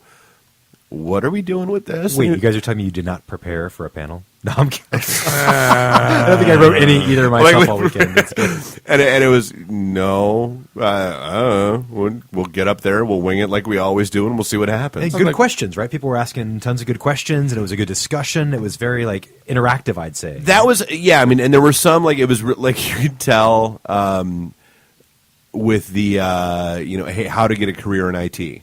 I love that panel so much. It was a lot of fun. You could tell there was that one guy that had the agenda that really wanted to figure out how to unionize his help desk brethren. And it was, you mocked him all weekend. Kidding me? Oh no! Was there trying? There's always one person. Well, right? And it was one it's the guy who hasn't quite figured out yet. Even though I think probably four of us shouted him down with this. Probably earlier in his career, I'd say. Oh, right? Absolutely. Yeah. That hadn't quite figured out that, no, the company really doesn't care if you quit, dude. Right. And no, if you all quit, it'll hurt for a couple days, maybe even a couple weeks. Yep. But there are other people who will take your job. Didn't they actually say, we could tear the company down, man? Oh, yeah. No. No, you really can't. You are a speed bump. Sorry. I know you want to give yourselves power, but you have none. Yeah. Well, but even that, it was even that in that context was, okay, here's a teaching moment. Teachable moment. Wow. My wife would be proud. Yeah. How can I help this guy understand that his assumptions are wrong and move on from there? Last year I gave that panel, and throughout the year I had people friending me on LinkedIn. Yeah. Connecting with me, friending on Facebook, connecting on LinkedIn. And they're like, I've gotten a better job because of that advice you gave us. I mean, so things like that, those panels really make a difference for people who may be stuck in a job that they don't like or don't have mobility in their career, right? So, well, and it was more practical than the cheese panel. Yes. Or the Flirting for Geeks panel. Right, that's well, no, practical. Flirting for Geeks was practical. Super practical. But no, the So You Want to Be a Manager thing, and I know we all, all three of us that were up there kind of approached it a little bit tongue-in-cheek, where it was, a lot of the, here's the dark side and here's the stupid stuff you have to deal with and all that kind of stuff. But even that, I had a few people that walked up to me afterwards that were like, wow, you really kind of changed my outlook on what managers do and what you really have to do. And I don't know that I really want to do that now. And then there was a lady in the room who has an MBA and she wanted to be in tech. Right. And she's like, well, how do I get into those tech roles, and how do I make the other transition, Yep. which is also super cool dialogue for a panel like that. No, I mean it was outstanding. I mean, the 10 Commandments of networking. I mean, we don't typically get a lot of really involved feedback at those. My running joke is, if what's second nature to us really isn't second nature to anybody else because they don't teach it anymore. And so we wind up feeling like Moses actually walking down in robes with stone tablets. We actually had a lot of good, commentary 3 stone questions. tablets and dropped one. Huh? 3 with 5. Yeah, 15, and then the 15. 10. Yeah, sorry. But no, we got a lot of good constructive feedback and comments and all that stuff. Through the course of even that discussion, and that was to me that made. We've done that, God, 25 odd times at different locations in different places. That's the best time that I've had doing that presentation. Definitely the most engaged. Yeah. There wasn't even a close second. But usually you get the glass eyes and you'll get asked the questions afterwards. that are like so far like. So I should have a LinkedIn profile. You mean if I get Yes. the Yes, you should. LinkedIn, I'll Absolutely. get a job? Like, oh, Is it Cisco or Go Juniper? away now. Wrong kind of networking. Where were you in this panel? Right. Well, guys were walking in, and that was the joke. I'm like, no, it's not Ethernet. No, it's not TCP. Well, and that's the fun part. Like, God, the folks, everybody had a great sense of humor. Like, so the people that ran the Be Excellent to Each Other panel were also the people who in the next hour were running the Open Kink panel. and we walked into the Be Open Excellent to Each Kink Other panel. Yeah. We walked into the Be Excellent to Each Other panel and sat there for like 10 minutes before I finally raised my hand and just kind of asked hey, so this is not about Bill and Ted's Excellent Adventure? Question. And they were cool, ran with it, laughed, cracked jokes throughout the course of it, and we wound up hanging out with them, Saturday night, and it was like that's what I really enjoyed about it, is that even the people. I mean, I think I've got 15, 20 friend requests, just so since cool. then. Wow. Picked up a lot, folks on Twitter and even a couple LinkedIn requests. I mean, it was a great place to make good, solid, fun connections. And there's also, I think about from the other side, it'd be a great place for recruiters to be. I mean, there are so many. I think the average intelligence of the room has got to be 140 as an IQ. It's just a lot of people there are underemployed or don't know how to get better jobs. The natures, though, you have to be explicit with the recruiters. Going, yeah, this is not the place to be pushy. Talk about a buddy system. Yeah. You should have them all show. We hear you do the Cisco. You do not speak to anyone. You only are allowed to be spoken to. You travel no further than 5 feet from Bob and Dave. Right. We will clear you. You are not allowed above the 3rd floor. Right. We actually tried a job fair last year, but the guy running the job fair didn't go all the way through with it, so it didn't get off the ground. But guess who might have to do it next year? One of our sponsors this year did. They were looking Smell for opportunity. people, and so they gave us Penguicon swag with their logo on it, which was the coolest thing ever. Awesome. So, I mean, it's really informal ways to recruit in our group. Well, too, so here's a good. I know he's out there. Well, he may not be listening anymore, but so Matt Thompson, back when he was at Newspire, had those. That was Newspire. That was our people. Yeah. Those shirts. These are the nerds you're looking for. Matt put those together for our July of 2012 Pink Slip party. Back at Woody's, and there's still the guy that was there. He was like, "Yeah, I saw." I'm like, "Hey, I know that shirt," and he was like, "Yeah, this is my first time here. They bought me a ticket and said come talk to people, and I don't really know what I'm doing." I'm like, "All right, Skippy, come on, I got you." But I think the coolest thing that happened, and I want to thank you guys again, was. There were so many 3D printers floating around, and there were. Dude, I'm so happy that worked out the way it did. 3D that printed worked hands out everywhere. so well. That whole charity. I mean, it's such a good cause. Especially since it's kids. That have lost a limb for whatever reason. The one thing that made me laugh as we were walking into our podcast was. I took a look at one of the tables that had a 3D printer. Actually, they had 2 3D printers going at the time, printing out hands, and they had a variety, like maybe 8, 10 hands that were on the table, and they actually had to. Please do not try on the hands. No, it's by far my new favorite charity by a long shot.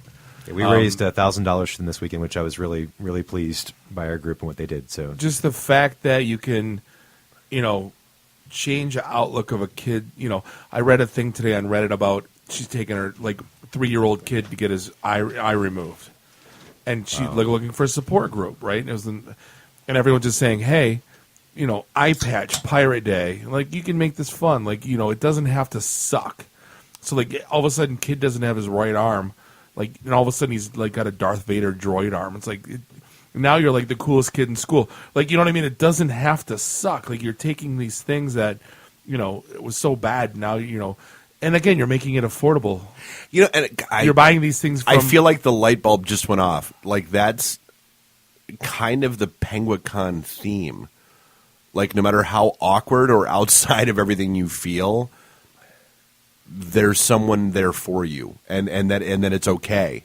That's like I said, that's one of the cool things that I just from all the different conversations that we had with folks, dude. There were some people that were so far out there. And I kind of joked about it. I'm like, I can't tell you how many times the phrase "I don't care, I'm not here to judge," came flying out of my mouth. Well, I remember saw a girl walk by. I go, wow, she's pretty. And she happened to be in the Flirting for Geeks panel. She stands up and says, I'm a complete inept social and a basket case. Yeah. And I'm like, it's amazing how... And told this whole backstory about the Renaissance Festival and some of the bad experience she had there. And But I'm like, it's funny how, like, if you just saw her at the mall, you would just think she's some pretty girl, and on the inside, she's in your head, tormented you soul. just hear Pretty Woman playing in your head as she It was walked probably by. very courageous of her to stand up and actually admit that, right? Absolutely.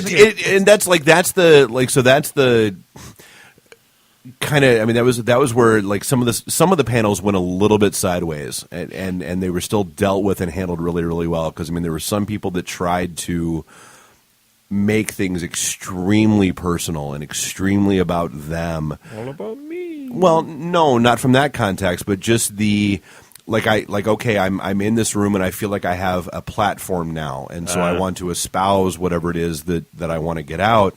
And I think everybody, including the crowd and the panelists, did good jobs dealing with that, especially from a non-paid volunteer just showing up and probably hammered the night before, perspective. We treated it like an AA meeting, so it's like... Oh, that was the best part. Hi, I'm Jennifer, I love and that. we got the whole crowd to go, Hi Jennifer. I love that. You guys didn't get to opening or closing ceremonies, did you? No, I had to be gone early Sunday. So my friend Daniel from Frog Force 503 brought a robot that shoots T-shirts. We talked with him. He's he already shot us a note. Yeah, he's coming. We acted with him while we were there. He is absolutely going to be at our September Pink Slip Party event. Awesome. Firing off T-shirts. And they apparently throws out first pitch sometimes. Nice. Yeah. So hopefully not 100-mile-an-hour T-shirts, because I could see that going very wrong. But I could see the people in the back of the hotel. If we can tell him who to out. aim them at, I'll be all right. Yeah. If we could get a potato chip sponsor, maybe we can launch potato chips in the crowd. I know, Mind right? blown. I know. Open your mouth and close your eyes. You're going to drink from the fire hose. All right, so I stopped by the bank. I have $500 in dollar bills. You're coming with me to Trump's. We're not just making it rain. We're giving you a concussion while we're making it rain. Why is there $3 on my butthole? Nice, but I mean, seriously, Nuri, I mean, hats off, man. I mean, like, I know that, there's a changing of the guard, and so you're not going to be the con chair next year, but I mean, hands down, you guys, we ran that joke to death in every panel we were in. I'm sure you did. You guys did a phenomenal job. I mean, it was literally every as much as you joked and laughed about how little organization you had and how little, how kind of loose it was. It was tighter run than damn near anything we've ever seen, any conference we've ever been to. Oh, thanks. And such a diversity of stuff that was out there for people. Golly gee whiz, guys. Yeah, no, I mean, it's... Hey, give me my moment. I actually did cry during closing. I did. So I heard. And it was. I mean, it was just such a phenomenal event from my perspective, not just because of, of all the... It's the amalgamation of all of it. I mean, it was the... What's that word mean? I have no idea. The combination. Who are you trying to impress? A friend named Malcolm. I'm like, what does that have to do with him? If it was the amalgamation, I'd be stabbing you. No, but I mean, just, from, the people that I met to the old, friends that I ran into to, the different discussions that I got dragged into, whether it was, I had outstanding conversation with the girl with the barf Dragon ears. Barf. Yeah. The cyber Sky Fox is not barf. Yeah, the cyber Like the barf. cybertronic ears that like clipped onto her earlobe, because it read brainwaves. But conversations with them about, okay, so why that? Like what give me the flow chart that brought you to that here. Cuz I genuinely wanted to know. And everybody was perfectly cool with sharing their backstory and how they wound up dressed as such and such at this con or at this at this convention, and it worked out incredibly well. And I'm happy, obviously I'm happy we got our names out there. We had more people that were asking us. Of course, dipshit Knight over here didn't bring cards. I hate cards. Oh, that's right. You found a stash In my wallet, yeah. that you ran out of. after 4 people, and you make shit up all 15. Sorry, 15. But we did. I mean, we had a lot of folks that that wanted to check us out, and so of course tonight of all nights we have stream issues and all that fun stuff. But it was just hands down such a good time, and yeah, we're absolutely going to have to step up our game on the whole room party thing next year, and just any other panels and all that kind of fun stuff that we want to do, because there were some panels where I felt like I should have stepped up and said, yeah, I want to be a part of that. And just wasn't paying attention enough to know what was going on. But I mean, it was you guys were the ones that we were in like that. You guys were gracious enough to just include us. Yeah, you guys. I called you guys a couple times, Mike. I got some experts in the room, and I know that they know how to talk. Is there a doctor in the house? So thank you guys again. I had a blast. I'm tired as all shit. Yeah, I'm still halfway surprised I'm functional. But so yeah, I'll tell you what. Let's wrap up the live portion of tonight, and so we've got about an hour and 15 minutes of our recorded session from the podcast, because we got it's all good. Well, we had to cut that short because we were told there was a woman getting naked and lit on fire, so we had to go. Yeah, boy. Ding. Well, and actually, you know what? That's on one of purpose too, not on yeah, accident. exactly. And that was the other fun part. I mean, there were entire floors, multiple floors of parties that were going on, just because people wanted to. And they opened their rooms and, stocked it with booze and were just open and welcoming, brought it was everything from, Bob, who brought the Bluetooth speaker and we brought a couple of cases of booze and that kind of stuff, to people that turned rooms into New York City nightclubs at this thing. I mean, it was just outstanding to see that level of just openness and community involvement, and just people wanting to be open and friendly and sharing and drinking. This is the IT in the D Show. One group rises within Metro Detroit and uses the power of the Matrix, networking, to light our darkest hour, and will continue hosting events until all are one. IT in the D. Read, meet, listen. Do you know what your storage costs? We do, and that's why we're doing something about it. At Quantum, we think you're just paying too much, period. We've been helping our customers protect their data since 1981 while reducing their total cost of ownership, often by as much as 40%. We believe your strategic data protection plan should take advantage of all available technology. Let's talk some more at 586-745-4DXI. That's 586-745-4394. Quantum. Established name, new ideas. This is a previously recorded episode of the IT in the D Show.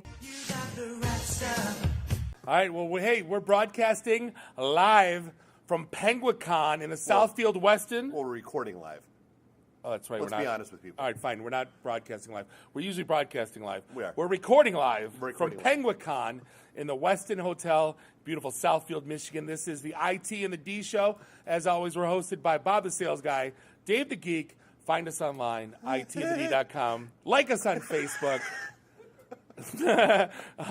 Sorry, there's drama going on. Follow us on Twitter /ITandTheD. And please, for the love of God, leave us a review on iTunes, because we only have 11 and it's not acceptable. Well, no, we have 12. We got worst meatball sandwich ever. Oh, thank you. We did. So we have 12. We need 13. Yes. We only have 240,000 weekly listeners. You'd think we'd have more than 11, but we will do. So we are sitting here. We've been here now for a day and a half at Penguicon. Yes, which is still that's my word to know how drunk I am. When I can no longer pronounce Penguicon. That's your safe word? No, I didn't say it was my safe word. I don't have one of those.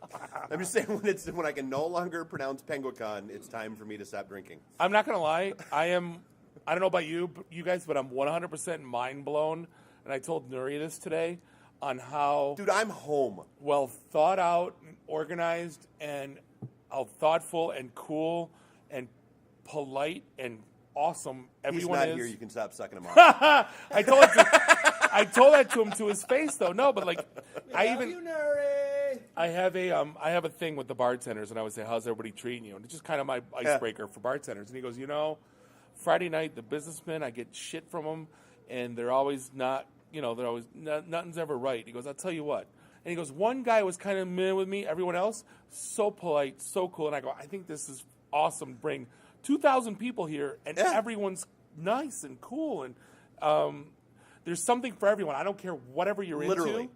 If you're into comics, if you're into Dude, if IT, you want hardcore geek tracks, if you want to talk about finding a better career, if you want to talk about networking 101, if you want to talk about movies, you want to talk about retro games, you want to talk about electric dildos versus non-electric dildos.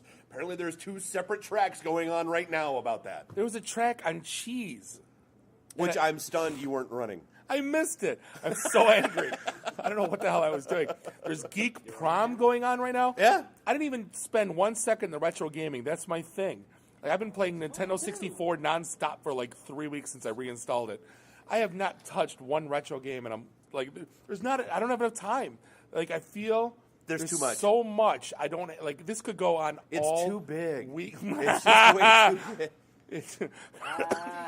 Dang, where's the bell? We don't have a God blessed bell. This is honest for going to Comic-Con.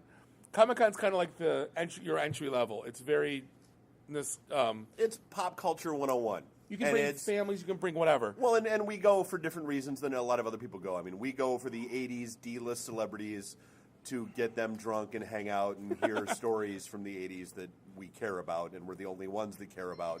But that's what we do. Oh, you got a bell. Precisely. But was that a naval bell? No. Oh. And it says it's the wrestling bell sound. It's a wrestling bell. But like this event, it's more. I didn't know what to expect. I walked in here expecting nothing. I expected it to be like, I didn't know. No, you know what I mean? It's like, because if you look at the evolution of it, it started as a Linux conference, right? Yep. And it's evolved into this like microcosm of geek culture and like a little bit of IT, the different facets of geekery, which is honestly, that's one of the coolest things about this is that, again, getting back to something for everyone. Dude, I don't care what you geek out about. There's someone here that goes, yeah, me too. No matter what. No matter what. And, and it's funny, once again, I find myself in the cleavage of the geek Venn diagram. You are. Because to my firefighter and magician and insurance friends, I am the biggest geek nerd on the planet. Uh-huh. To Dave and to Brian and to Darshan and to Ian, I am so far removed in a suit. So I'm like, how in the hell can I be so again, huge geeks, this diagram. Non-geeks, like I'm sitting in the cleavage once again, and I guess it's not a bad place to be. Where you're happy. Motorboat. I'm like that way in the IT culture. I'm like that way in the geek culture. I can't win. I'm a motorboating fool, and and I guess I'll have to live that way. Give me the wrestling bell. It takes too long, Brian. There we go. That sucks. I'll insert the bell later. Thank you. That sucks. But no, I mean, I'm not going to lie. I mean, just the different, we've gone to some of the most interesting tracks this weekend. Whether it was, the ones we were leading or the ones we were participating in, or we went to the Open Kink panel. We went to... I have to say, what does it say about my circle of friends that we went to that Open King panel and I was like, I already know all this. Yeah. And I'm not even into the stuff. Well, let's be honest. They lied to us. So the topic of the panel was be excellent to each other. Oh, yeah. For one of them. And we got 10 minutes in and I had to raise my hand and get up and I'm like, so this is not about Bill and Ted's Excellent Adventure? We're not? No? Okay. Just throw me a bogus anything. Nothing. No? Yeah, no. No. They didn't. Yeah, you got nothing. They didn't appreciate that. No, they were not. And not the worst thing was the panel. The MST3K, the movie that threw us out. They were watching some shark movie, and with Samuel L. Jackson. Yeah, and we wouldn't shut up. We were that people. Well, we thought it was an audience participation thing, and so we sat right behind the guys that were running it, and we were laughing and joking and being us, and apparently the guy with the microphone was the only guy that was allowed to be funny in the course of that panel. And so much like Catholic school, we were invited not to re-enroll. I was not allowed to. The bomb that I dropped was I did the Samuel L. Jackson. I'm sick of these MFing sharks on this MFing boat. Yeah. And that was the line drawn, and then we had to leave. Yeah. Then it was all done. I went to one about how to turn imposter syndrome into a superpower, which is basically building confidence as a developer. The host talked about building confidence for like 10 minutes and was like, okay, I'm going to read 20 pages out of my book now. Wait, that happened? That happened. Cheap plug. Screw that guy. Yeah, no kidding. No kidding. Well, and then, of course, there's the last panel that we were just on. Flirting for Geeks. Flirting for Geeks. Ah, yes. We were leading a panel on... Pretty much. It was basically like chatting over Facebook Messenger. That's really what it was. Yeah. While sitting within 6 feet from each other. Exactly. You know, it wasn't flirting for teenagers, Russ. It was flirting for geeks. There was a difference. Do you want to... Wait, you're a master at flirting with teenagers? Is Chris Hansen anywhere in the building? Absolutely. But the one that got me Why was... don't you have a seat? There's a guy... It was a light panel. We're cracking jokes. Everyone is having a good time. And then there's a guy that looked like the first 30 minutes were all like laughter and like just having a good time and joking about shit. And then Dog the Bounty Hunter. Dog the Bounty Hunter that had a baby with Mad Max. Let's get yeah. Gets up and starts talking about how I wear sunglasses at midnight and go to dark nightclubs and approach people in a very heavy manner, and I wonder why they take a step back. And I'm like, because it's like the first thing out of your mouth is you're shaking someone's hand with sunglasses on at midnight wearing Mad Max's uniform. Yeah. I tried to say that tactfully. I know, Russ. You know, I tried. But how, and this is what I don't get. I don't get how, because he projected himself as being very self-aware. But if you're he's like, well, I am who I am, and I'm comfortable with who I am, and and I'm like, okay, well, dude, if you're good with you, that's fine. But then realize that you're walking up to people looking like Mad Max and Dog the Bounty Hunter had a baby, singing "I wear my sunglasses at night." No one liked the Corey Hart joke. And wondering why that's not a good thing.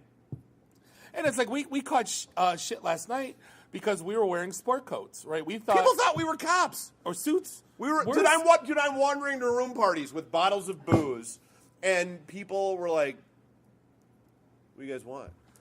No, they thought they were cops or worse. Hysterical because the cops know to dress like us. To drink? Exactly. If I'm a cop dressed in a sport, I'm the worst cop ever. No, Dave, they thought we were either cops or even worse, sales guys. Could be. I'll plead the fifth in that one. We were technically half right. Right, exactly. But we walked in we're on the 5th floor, which is quote unquote the party floor, which I've never been a part of. I'm 40 years old. I've never been where a hotel allowed a floor to just complete chaos, anarchy, put Dexter plastic on the carpet so you could basically shit on the floor. Where the hell what room were we in that had the... No, that was the con room, 317. Yeah, Did you say 317? Yeah. There's a room, we walked in, and I was like, am I in Lethal Weapon 2? Is someone getting offed? No, I thought it was American Psycho. I was singing Hip to Be Square. I was walking, it's hip to be square, and I was whipping his axe around. Sopranos episode? What? Yeah, mother of God.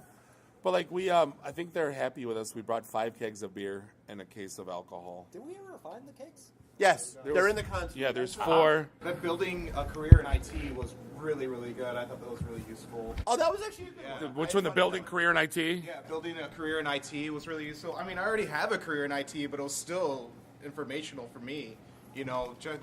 Especially for somebody like me that's been in the industry for 13 years, but trying to escalate my, abilities and things like that. One of the panels that I was on was, so you want to be a manager. That was really good. Yeah, what could possibly with you in charge?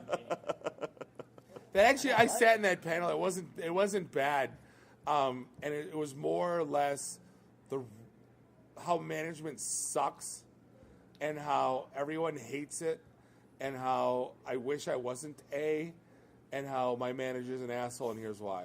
And it was perfect for a guy that's not a manager to understand that all the managers hate being managers because they're sick of being. Because it's not that fun. Right. Shit umbrellas. Right. Right. Exactly. That was the key of the whole thing. Is like, basically, you're a shit umbrella. Yeah. Which is. You were sharing angst more than anything else about your positions, but it was very. Well, it's being open and honest about it. I mean, and that's been one of the cool, at least the panels that I've hopped in on or sat in on. There's been a really good dynamic throughout. I don't care what the topic has been, between presenter and audience. Obviously, I missed the one where the guy sat there and read his book for 20 minutes. But I mean, by and large, it's a really good, like, the people here actually want to learn shit, which is stunning. Like, we're at a convention that is, a lot of cosplay, a lot of, Comic-Con, wacky mayhem. The tracks that we did about, the 10 Commandments of networking and that kind of stuff, the room was full, people were engaged and, rapt. Yeah. Wow. See, the one thing that mind blown for me, and I've never done, I told you this at the bar right before we got here, was I've never known the world of, they were talking about soft nose and hard nose and consent and physical boundaries. I don't know if it's because I'm the classic extrovert, frat boy sales guy, that I never had to deal with it. I don't know that world, and that's the one that threw me a huge curveball at this thing, that exists, that the creeper contingent is so bad, the front page of the handbook has to be about consent, right? That threw my world upside down that exists, right? Physical stuff, It's just to worth talk to. noting that for introverts who don't know how to deal with the extroverts like you, you're not necessarily a creeper. I'm not going to go that far, but No, go ahead. You are Fine, go ahead. Okay, fine. Flask. I'm not going to be rude about it. Huh? Flask. Consent is also just about I can't handle you. Could you go away now? Thanks. Yeah. No. And if you didn't hear it on the thing, she was saying part of it's, the introverts dealing with the extroverts saying, I'm pouring it on a little bit too much. And I find myself, I joked at the Flirting for Geeks panels where there was a girl dressed up as Black Widow, and we were doing Family Guy lines about, what's your superpower? Kicking. That's great because none of us can kick. So I made a comment to her, and I wasn't flirting with her. I wasn't hitting on her. Most awkward moment I've ever seen Bob experience in his life. It was beautiful. And I'm usually the guy, I meet people, I genuinely enjoy meeting new people. And I was thrown back for a loop going, did I do something wrong? Yeah, dude, you might as well have walked up and grabbed her ass the way she reacted to you. Yeah! How do you know how the rest of us feel with about half the conversations we have in general? I know. It threw me so I said, Dave, I'm just going to talk. One of us. Dave, I'm just going to talk to you from now on and suck my thumb. Actually, I didn't know we have to walk by her again as we leave the bar. Don't make eye contact. Don't make eye contact. And Dave's like, what'd you do? I go, I told What'd her. you do? I said, thank you for letting us laugh about Family Guy lines. And she was acting like I said, I don't even want to say what I was. But my God, it's so I can't even imagine me being on the this scale of the extrovert world and being a complete introvert. I can't even imagine. Are you making bagels over there? What are you... Brian is making bagels. Can you take a picture of this? What in the ever-living hell? Make a meme. Sits on the panel, makes bagels. Sits on panel, makes bagels. And and I'm we do IT networking events, right? So going back, we've been doing IT networking events since 2001.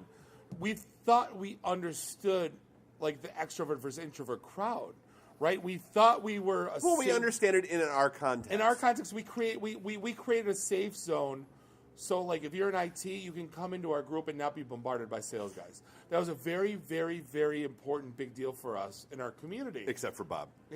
I'm the only sales guy they let in the group because I started the goddamn thing, so I'm showing up. But at the end of the day, like, this to me opened up my world a little bit farther as to the level of introvert that we deal with, and it goes way farther and way deeper, and there's a lot more to be done and helped and said. And I'm glad I'm glad I was in the middle of it and a part of it. And I think this is, again, they have thought more about this event for inclusion and being cool with everyone across the spectrum than any other event I've ever been a part of, and I freaking applaud them. Mm-hmm. And I told Nuri this over a beer, and it's freaking awesome. Well, and the funny part is on some level they get some blowback about that. You know, that was one of the conversations. They're getting some blowback from the old guard of folks that, you know, came to this, you know, event for years and years and years. I'll put my name on it. Bob said that. I don't give a shit. That they think they're getting too open and too inclusive and too whatever. And I mean, the way that conversation wrapped was, dude, if that's really the kind of shit that you care about, everything about you.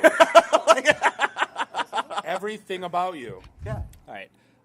The last time I was at this con was the very first one back in 2003. That was actually the first con I had ever been to, so I had no idea what to expect. And, you know, like you said earlier, it was entirely Linux-based. So it was all geeky stuff, attending a lecture by one of the guys who wrote, like, the GNU license, and then getting to Gary? play Yeah. Gary GNU?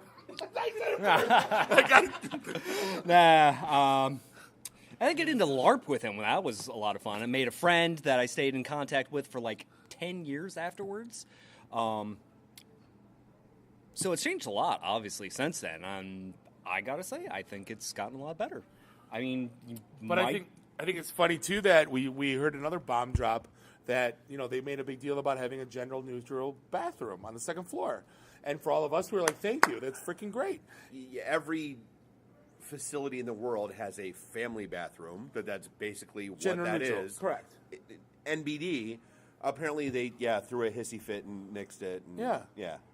Which it kind of defeats the whole purpose, because now there's a half a dozen people that'll be like, go to the organizers going, what the hell? Like, what am I, you know? Yeah, no, exactly. And this was supposed to be a safe zone, and it's cool, but then okay, so I got to be honest with you. Like, when I walk into the bathroom, I don't really notice who else is in the bathroom. I don't care, I just got to pee. Exactly. It's not like that. It's like if you're paying attention to who else is in the bathroom with you. You're not going in for roll call. Right. Lighten up, Francis. The women's room doesn't even have urinals. Everything has a stall. Who cares? No, you're right. No, she's saying the women's room doesn't have, every room has a stall. No, you're right. And I don't know that world. I just say what, if somebody wants it, like a general neutral, like, God bless them. Like, whatever, I'll go to the one downstairs. I don't care. Like, it's not, as long as you're cool, I'm cool, right? But I guess it's a problem for the hotel. Well, no, but I mean, like, so, and the fun thing for me has been, dude, this, like I said, I'm home now. Like, you recharge your batteries, dude. I have had so many great goddamn flashback reset moments. I ran into a guy who was the best man at my first wedding that I haven't seen in 15 years. That moved to Alaska. That moved to goddamn Alaska. Before there was Facebook and all that nonsense. And he's one of the guests here. And I ran into Amanda, who I worked with 20 years ago. There's such a great cross section of humanity here. Mm-hmm. But it's like we say that about like Motor City Comic Con, but it's different. Like there's something very, very different about this that I am so all about now. Like we were talking. I'm upset that that this is my first one. I'm shocked, upset, pissed. I've been in IT for 20 years. Yeah. No, but you know what I mean? Like, why haven't I been here? Like, why haven't you been here? Where has this been all my life? Where has this been all my life? Exactly. I'm out. I think part of it might be like you go to something like Motor City, is basically all anime, sci-fi, general nerdy pop culture, and that's basically it. But here you also got writing stuff. I went to a few writing panels that were friggin' amazing as a wannabe writer myself. Picked up a lot of good info. You've got the kink stuff on video game designing. It doesn't Yeah. end. 3D printing? Oh, Yeah. 3D printing. Awesome. That Yeah, was the there's none of coolest that at thing. Motor City. Yeah. That was the coolest thing that Penguicon did. And I can't believe I didn't even talk about this. Is they do charity work. This is all volunteer, right? So like the guys that run it, they're not getting paid. This isn't a for profit. This isn't a business. They do it for the labor of love. They got hooked with a charity that builds 3D droid arms for kids with missing limbs. Like, think about how bad your life has to suck as a child if you're missing an arm. And then here comes these cool people that come around and go, we're going to build you a Darth Vader arm here, and then you're the coolest kid in school. And it's like, think about what that does for the kid's psyche, ego, mentality, everything. It's this whole world got turned upside down. And if you go to like one of those, we were talking about this, if you go to one of those companies that does this, it's $30,000. right. These guys are putting these out for like $300-400, And they don't cover it for children. Less than that. and the insurance does not. You're right, Darshan. You're right. Insurance is not covered for children, so it's like 30 G's, and they're doing this for kids. And how freaking amazing is that? Like I looked down. It's right down the hall from right here. They got Spider-Man arms, like Captain America arms, whatever these kids want. Like, and the kid's walking into school now, and he's got a freaking Luke Skywalker droid arm. It's like, how freaking there's 2 weeks ago, they were told me delivered an Iron Man hand to a little boy who had not had it. yeah, him and Chris Pratt did a whole bunch of cool stuff with her. You couldn't hear it, but he said, "Try it." Robert Downey Jr. delivered an Iron Man hand to a kid. Like, how freaking amazing is that? Like, if you want to change lives, and Although I love that they had to have a sign on the table that said, "Please do not try assholes. It was good because I was reaching for one. I am absolutely sure you were. And by the way, it took you 44 seconds to crack open. It took Dave 44 seconds to open the gin. Is that what you said? You timered him? Yeah. Oh, you did. Here I was getting all serious, and you're timing him opening a bottle of gin. No, but at the end of the day, I think for what they do here, that it's all volunteer, and there's a charity component, and it's inclusive. This, honestly, this is probably the best event I've ever been involved in my life. We're gonna wind up From a a lot conference. deeper involved in this nonsense. I'm quite sure. I said Dave's going to be chair in 2 years. I thought it was cool that they were talking Apparently, about Amelia's got dibs on 2 years. I thought it was cool that they were talking about 3D printing in general. Like one of the panels I went to was advancements in 3D printing firearm technology. Yeah. And like one thing that I saw was really awesome on the video. Wait, you didn't go to that because you thought it was what? What? You thought it was like 3D fire? Oh, I thought it was just 3D 3D printing. arm. I know 3D printing is 3D I didn't know arm it was- technology. well, yeah, I thought it was arms. I didn't know it was firearms. I would have went if it was that. Dude, this video had a revolver 12-gauge shotgun, like a picture of 12-gauge shotgun with a revolver in it. I want one. That is sweet. I was like, take my money now. And like, Shut up and take my money. Yeah, and then there was like a whole bunch of different ones. Obviously, you're not going to see these videos on YouTube or on the internet, but they had them inclusive that they would show to the audience. Bye. So that was really, really cool. Another thing that they were doing. Do you have my goddamn card? Because seriously, September. Got your card. Good. Yeah, we Another printed thing off that they were 36 doing amps. was showing off different Excellent. types of guns with different gun magazines and how people are 3D printing gun magazines on top of just like the trigger handle and things like They that. talk about legality because that's a huge thing. They talked about legality as well in the panel, so they were discussing all this and like I just what's wanna legal and 3D what's print not 3D legal. printers. Yeah. That's Well, been apparently done. you could do that. I know you I can. just found that out. What It's like baffles me, like it's It's still like you get a genie and you just wish for more wishes. it's like so yeah, like the people that so we 3D printed chocolate. All right, well you clearly had chocolate. Why did you have to put that into a 3D printer Because we to print chocolate? Yeah. No, but like there was I hate to cheap plug, But if you go to audible.com/IT&D, you can get a free book. Really? I had to. And that's why you're the sales guy. The first book I read or I listened to was Makers, and it was about how the 3D kind of, like 20 years ago, 20 years ago, you read The Creative Economy, right? How we're changing from a manufacturing to a creative economy. Mm-hmm. Now we're in the PC of 1976 world, where 3D printing is going to completely turn. No one will ever buy dishes ever again. Anything is what we're coming down to. Anything for that matter. You're going to go on Amazon.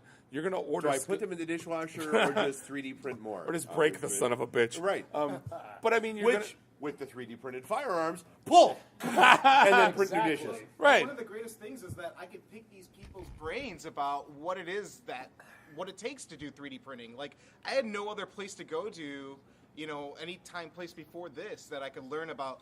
Oh, you use the, a CAD file to determine, this is the file type. Okay, you have to thread it into a specific program and figure out how it's going to actually print and actually verify the programming so you don't make any mistakes while printing. Like, I didn't have an opportunity anywhere else in my life or in the world other than the internet to find out these things. And I thought that was really awesome that I could go to these people, pick their brains, and actually get a really good answer on how to research more about it. Well, it's funny because when I was at Cisco, there was a guy that was the CEO of 3Com, right? And he basically sold off 3Com, and now he's John Chambers' number 2 guy. And he sat in front of a huge crowd of Cisco people, probably 3,000-4,000. And he goes, if you were to go back in time 50 years, what would you tell them? And he goes, well, I'll be honest with them and say, in my pocket, I have a device that can communicate with the globe at the same time accessing all of the world's global information. And we use it to take pictures of cats and to argue with strangers, right? Yep. And the place loses it. So I was on Reddit today, and they said, here we have 3D printers. You can basically make limbs for amputees. You can make things to go on. You can 3D print wrenches on the moon, and we use them to make things like this, right? And I'll put it on our Twitter feed /hashtag IT in the D. And it's basically it's poop boob, but you turn artificial boobs. Right, exactly. But that's really, it's funny what 3D printing we think is going to change and help the world, and people are going to use it to make the boob poop circle thing, But you know what? Whatever works. Dude, right? When motion pictures were invented, it took a month for the first porno film to be made. Porn runs everything. Yeah, how is that going to work? Dude, I'm not going to lie, I love having that country. That basically the internet owes everything. They do. To porn. They do. It video streaming, porn, audio streaming, porn. Yep. Real-time credit shopping card cards, billing, credit porn, card. recurring payments, porn, real-time access, porn, all of it. No, I came from I cut my teeth in '97 in the data center bandwidth floor space.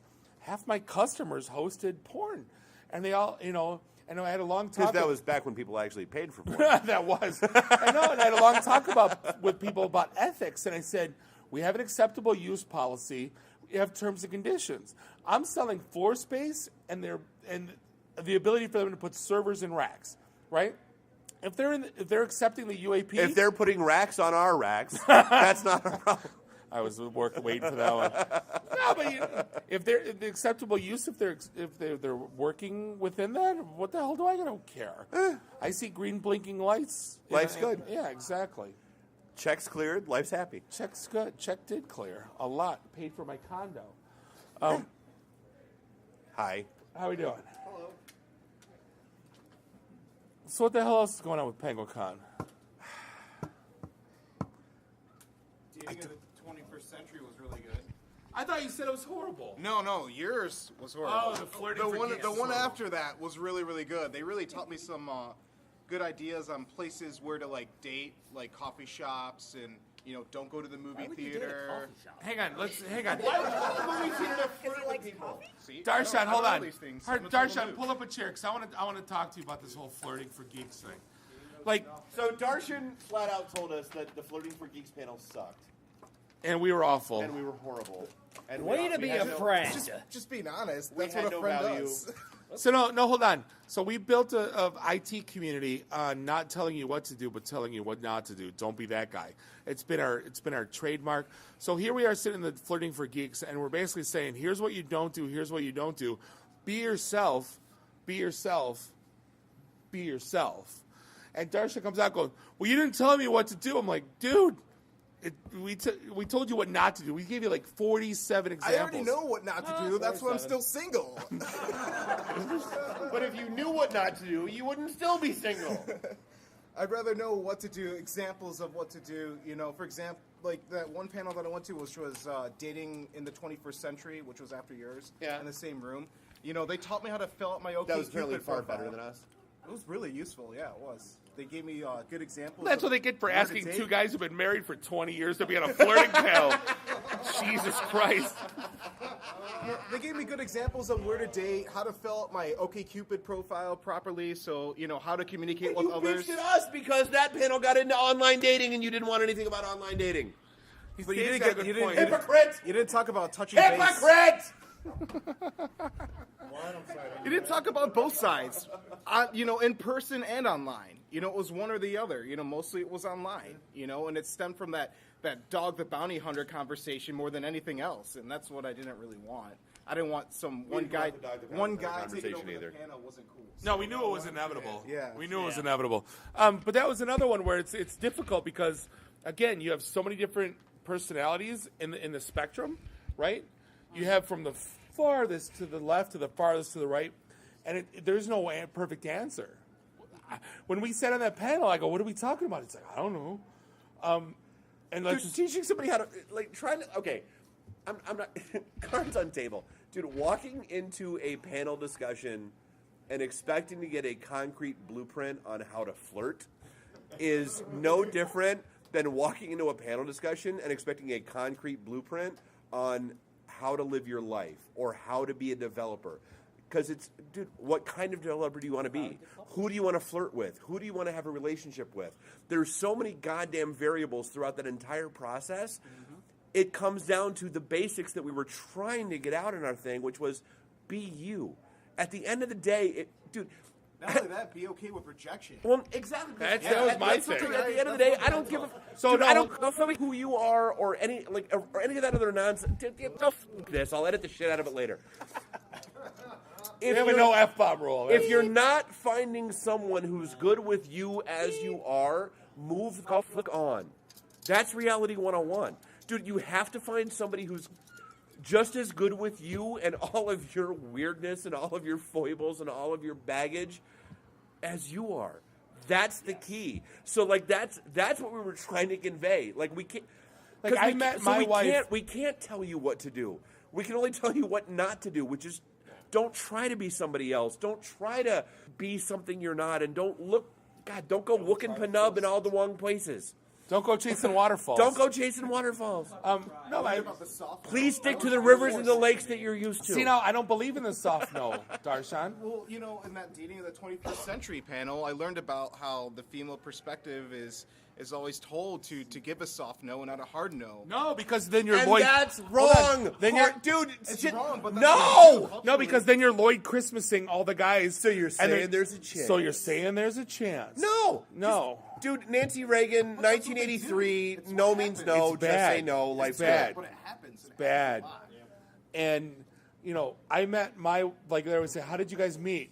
And I go, "Well, it was a romantic evening. We were under the stars." It was a beautiful. I was at the hayloft. We were both hammered. At the hayloft liquor stand on quarter draft night. Right, that's how I met my wife. It was quarter draft night at the hayloft liquor stand. There's no perfect answer to any of that shit. It just, you know, and why do I know her? How do I land my dream job? Because my depends buddy, on what freaking job you want. Depends on what your skills my are. Buddy, depends on what my you buddy do. My best friend was banging her sister in high school. That's how I met her. Right? And then how do you get because that hasn't gotten awkward lately. No shit.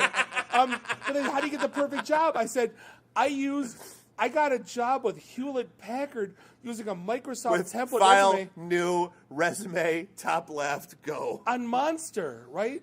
And so everyone says, like, well, that doesn't work. I go, well, I got a job with HP, like, as a regional manager making, off Monster. Well, So you're married, and that doesn't work anymore. That's all I'm going to say. it so works anymore. If there's everyone that has a buddy that bangs someone's sister that you can meet the other sister. I'm just... They did bring that up. It's like, in the dating of the 21st century, they brought up the fact that, hey, it may not lead to a relationship, but it may lead to a friendship. Absolutely. And the good thing about that is it may lead to other single people that you might meet through that friendship. Darshan, it's no different than... That's why I'm here. Darshan, it's no different than networking. No, right? it's not. And they It's said that. it's the They emphasized same that. effing thing that it does. You're not gonna. Maybe You you're can not gonna. say nothing. I'll edit it later. Maybe you're not gonna meet the next, like with me in sales or Dave looking for a job. You're not gonna meet the next big deal. You're not gonna meet, but you're gonna meet someone that knows someone, and they're gonna vouch for you that you're cool, And they'll right? tell two friends, and so on. and they'll and totally so tell on. two friends. But the point of the matter is, it's not about like, there's no way I'm gonna walk up to girls and go, hey, you like cosplay? And they're gonna like kiss my ass. Like, no one's gonna talk to me, right? But if you're just cool with her and like maybe strike up a conversation, let's be Facebook friends. Cool. Hey, I got a girlfriend that might like you. Cool. Like it's not. It's networking. It's It really total. is. It's the We're same. doing- We have an thing. entire series of blogs out on the site, the dating corollary, because I don't care if people want to admit it or realize it or know it or not. Networking, dating, job search, all interpersonal relationships have Everything. so goddamn much in common, and it's so interwoven. It is what it is. It's the same skills. It's the same conversations. It's the same approaches. It's the same. I'm a socially inept introvert, and I can still realize that. See, but here's I see. I don't think you are. I think you are. I don't think you are when you know someone. Maybe in the beginning you are, dude. You haven't been an introvert for 1 second this whole weekend. But you've seen us. You've been move talking. around. You guys are talking to people. But Bob, Yeah. Bob, so that would not be the definition of socially inept introvert because he knows us. No, but he's talking. So therefore, that's I'm okay. saying I've seen him talking to people like. Not. And he's in a place But with people just like you him. didn't notice at the end of the night, by the time we went back to your room. Yeah, you ghosted. Yeah, I was completely socialized out. I Guess was like, what? I need to go straight to bed. Guess what? So was I. So was I. You know, it happens to the best of us, right? I'm the party But guy. that's why Bob and his wife get along so well. He can fake it too.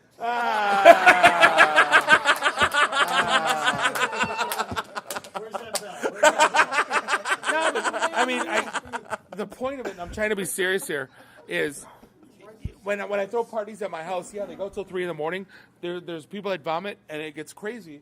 But there's also times where I just ghost, and it's okay to do both. And there's times where he has to get carried upstairs to his bedroom by 4 guys at 11:30. That's a true story. No, I had a Christmas party, and some clown brings 160 proof moonshine. Dang. And then I put Bob it on the, has to drink all of, I apparently. drank all of it, and I was Oh, John St. John. I come from a long line of German. I'm changing my name to Dave St. Dave. I'm Bob St. Bob. I come from a long line of Germans that when you come to your house, the first thing you do is you offer them a schnapps. Well, the problem is when 40 people come over 2 by 2, I'm drinking 20 effing shots, and by 11:30, I'm going up to my bed. But you're getting carried up to your bed. Let's be clear. But Brian, you understand the difference? Like, I'm not on all the time. Like Dave got pissy at me yesterday. Like, what are you checking out? I'm like, no, I'm just chilling. Like, do I have to be Bob all the effing time? Yes. Yes, I have to be Bob. But you know what I mean? Like, I can't. I physically, at this point in my life, I can't, and it's okay. Yeah, and you need to respect my boundaries, and you need to. You're old and wearing out. I get it. I'm just kidding. Exactly. I'm breaking down. You came to that like by completely natural means, being extroverted. I came to it through. It took years of practice to get to this. Brian, you know how I did it? I was an introvert. I was a complete. No, I was a complete introvert. I got a job. I worked for a beer. I got a job as a beer distributor, and I went into. Do you remember merry-go-round? You're too young. Remember merry-go-round DJs, TiVo? Does anyone remember I remember TiVo. selling like Z Cavarici and Guess jeans? Not TiVo. So I went into a merry-go-round. I don't know why I went in and asked for a job, but I got a job as a sales rep at Did you like cardigans with leather at an patches? all guys clothes store, and I was in the top 3 sales reps for 2 years, and I'm with the hottest 1% of every girl from all these high schools, and they all think I'm cool and fun, and they invited me to parties, and I go, shit, nobody from my school invites me to anything. And that's when Bob stopped dialing into BBS. No, I did my BBSs were at 10 in the morning when I woke up. Then it went busy signal because after noon there's no way you're dialing in. But what I found was I got put into an environment where I looked at my surroundings. I go, well, shit, I'm in a way better situation, right? And all of a sudden now, I had a huge music collection. At 19, I'm DJing parties.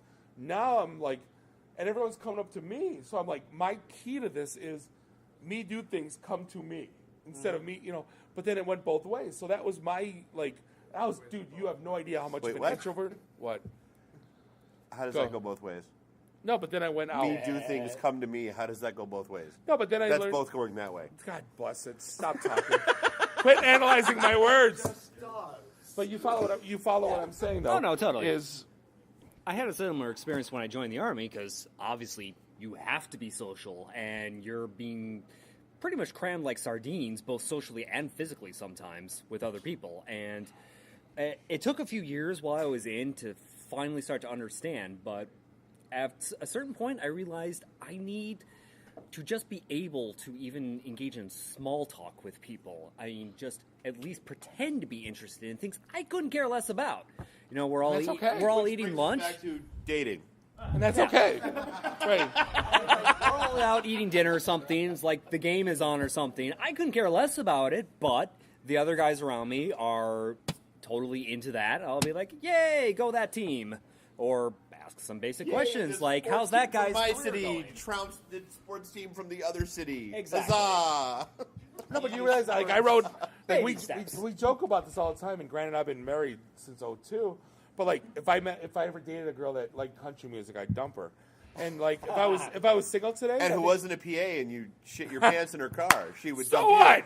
you. That story's not going on the radio. There's such a great story about Bob shitting his pants in his wife's car. She wasn't my wife then. That's the best part of the story.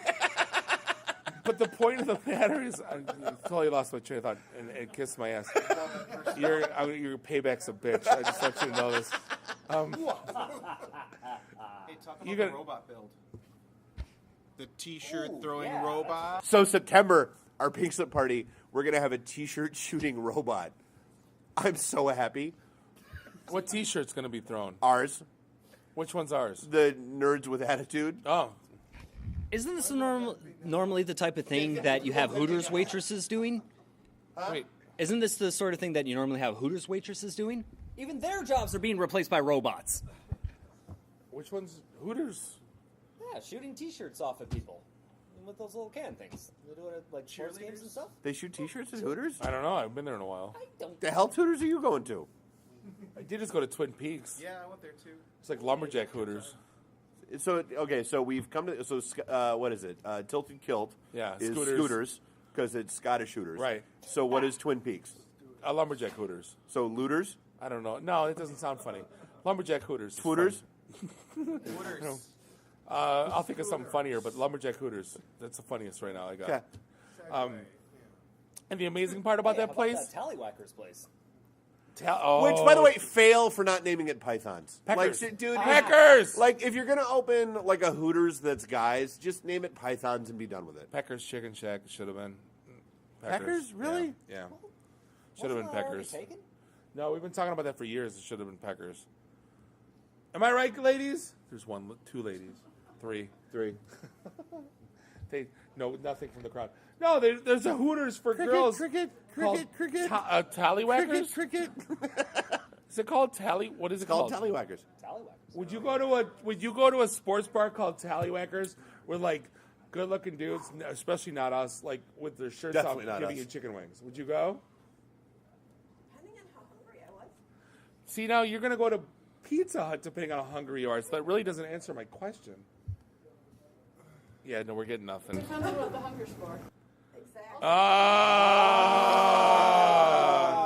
Con, because you're very male-female centric. What about the guys who want to look at the guys? That's fair, too. That's fair.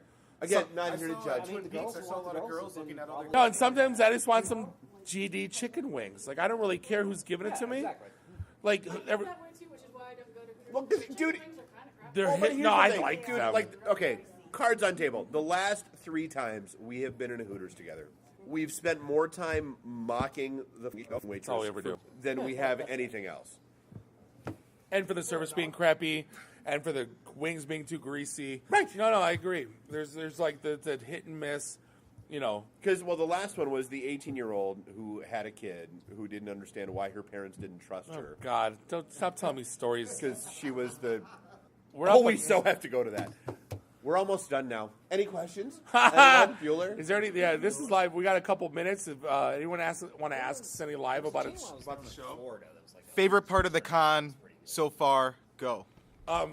Honestly, I talked about it in the show. My favorite part about the con is the just the inclusion and safe zone factor.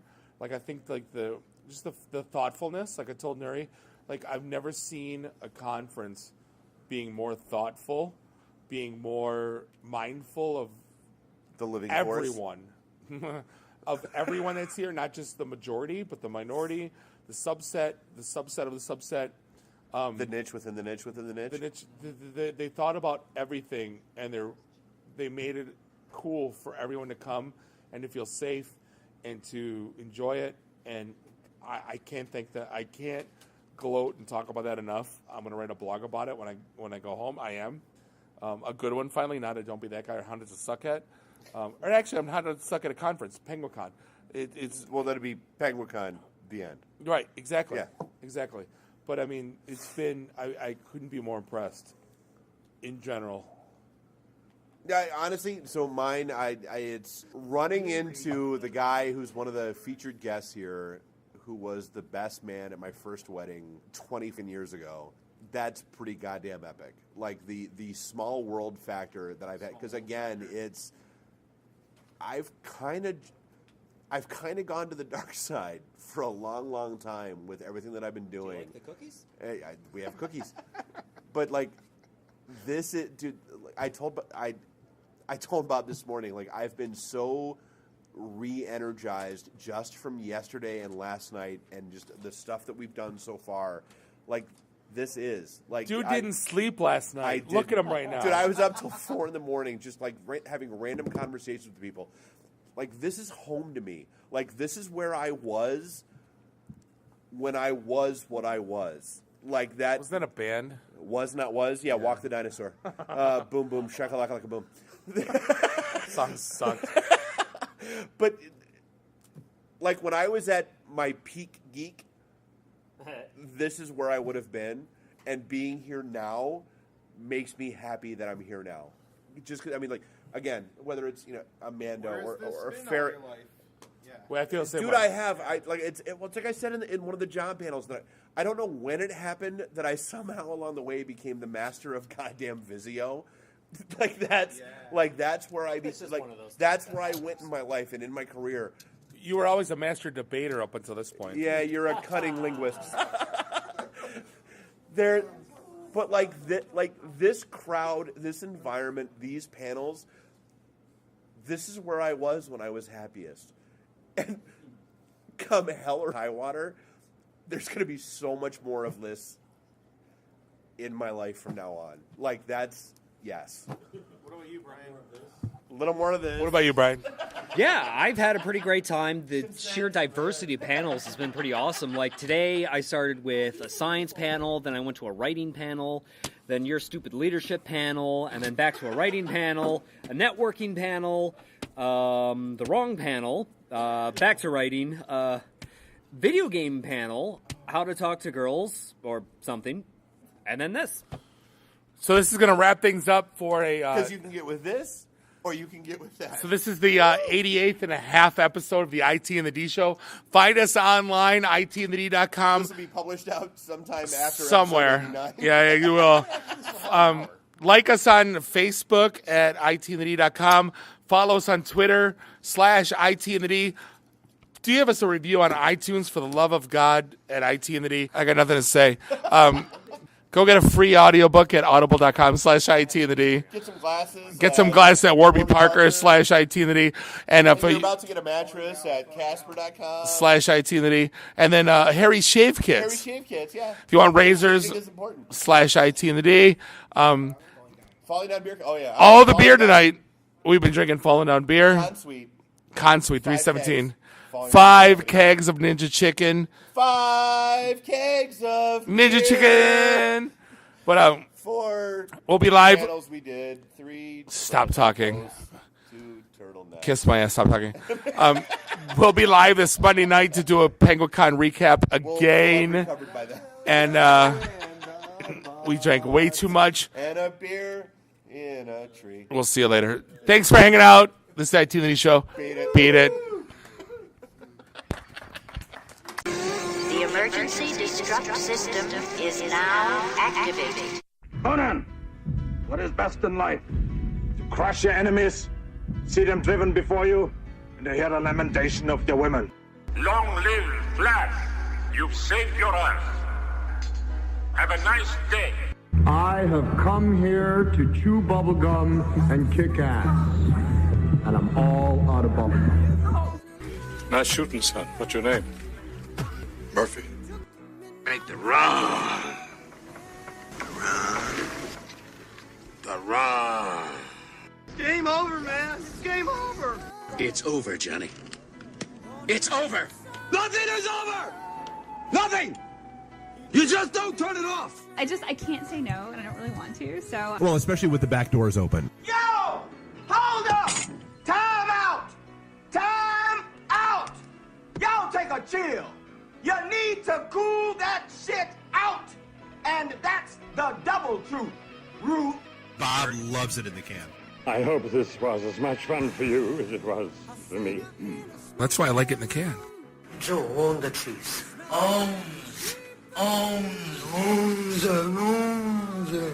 Beer me. My job is to make sure this program is morally upright and cultural and wholesome. Shut up, Mimsy! Shut up, Mimsy! Shut up, Mimsy! Why would Buick put their cars next to the Bentleys? Why? That's not marketing. The alphabet. It's brilliant. Yeah, I can't take that position. That analogy sucks because it's right.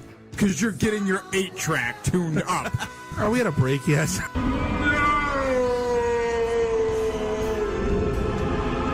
Yeah, so now I'm just doing stupid stuff to make me laugh. Venture capital is not the end game. When are we going to talk about me? Jane, you ignorant slut. It's my show. I can say what I want. Kiss my ass, go home, unplug, get off the goddamn internet. You are everything that is wrong with the internet right now. You're so white right now. I'm the whitest guy in the room. Just explain it to me. I love this city. I was banging on the wang. Really? Should we talk about this? Tag team it. Should I keep going or should I stop? Can I just say, it's been great being on a show that talks about Mickey Rooney dying for 20 seconds and then poop for 10 minutes.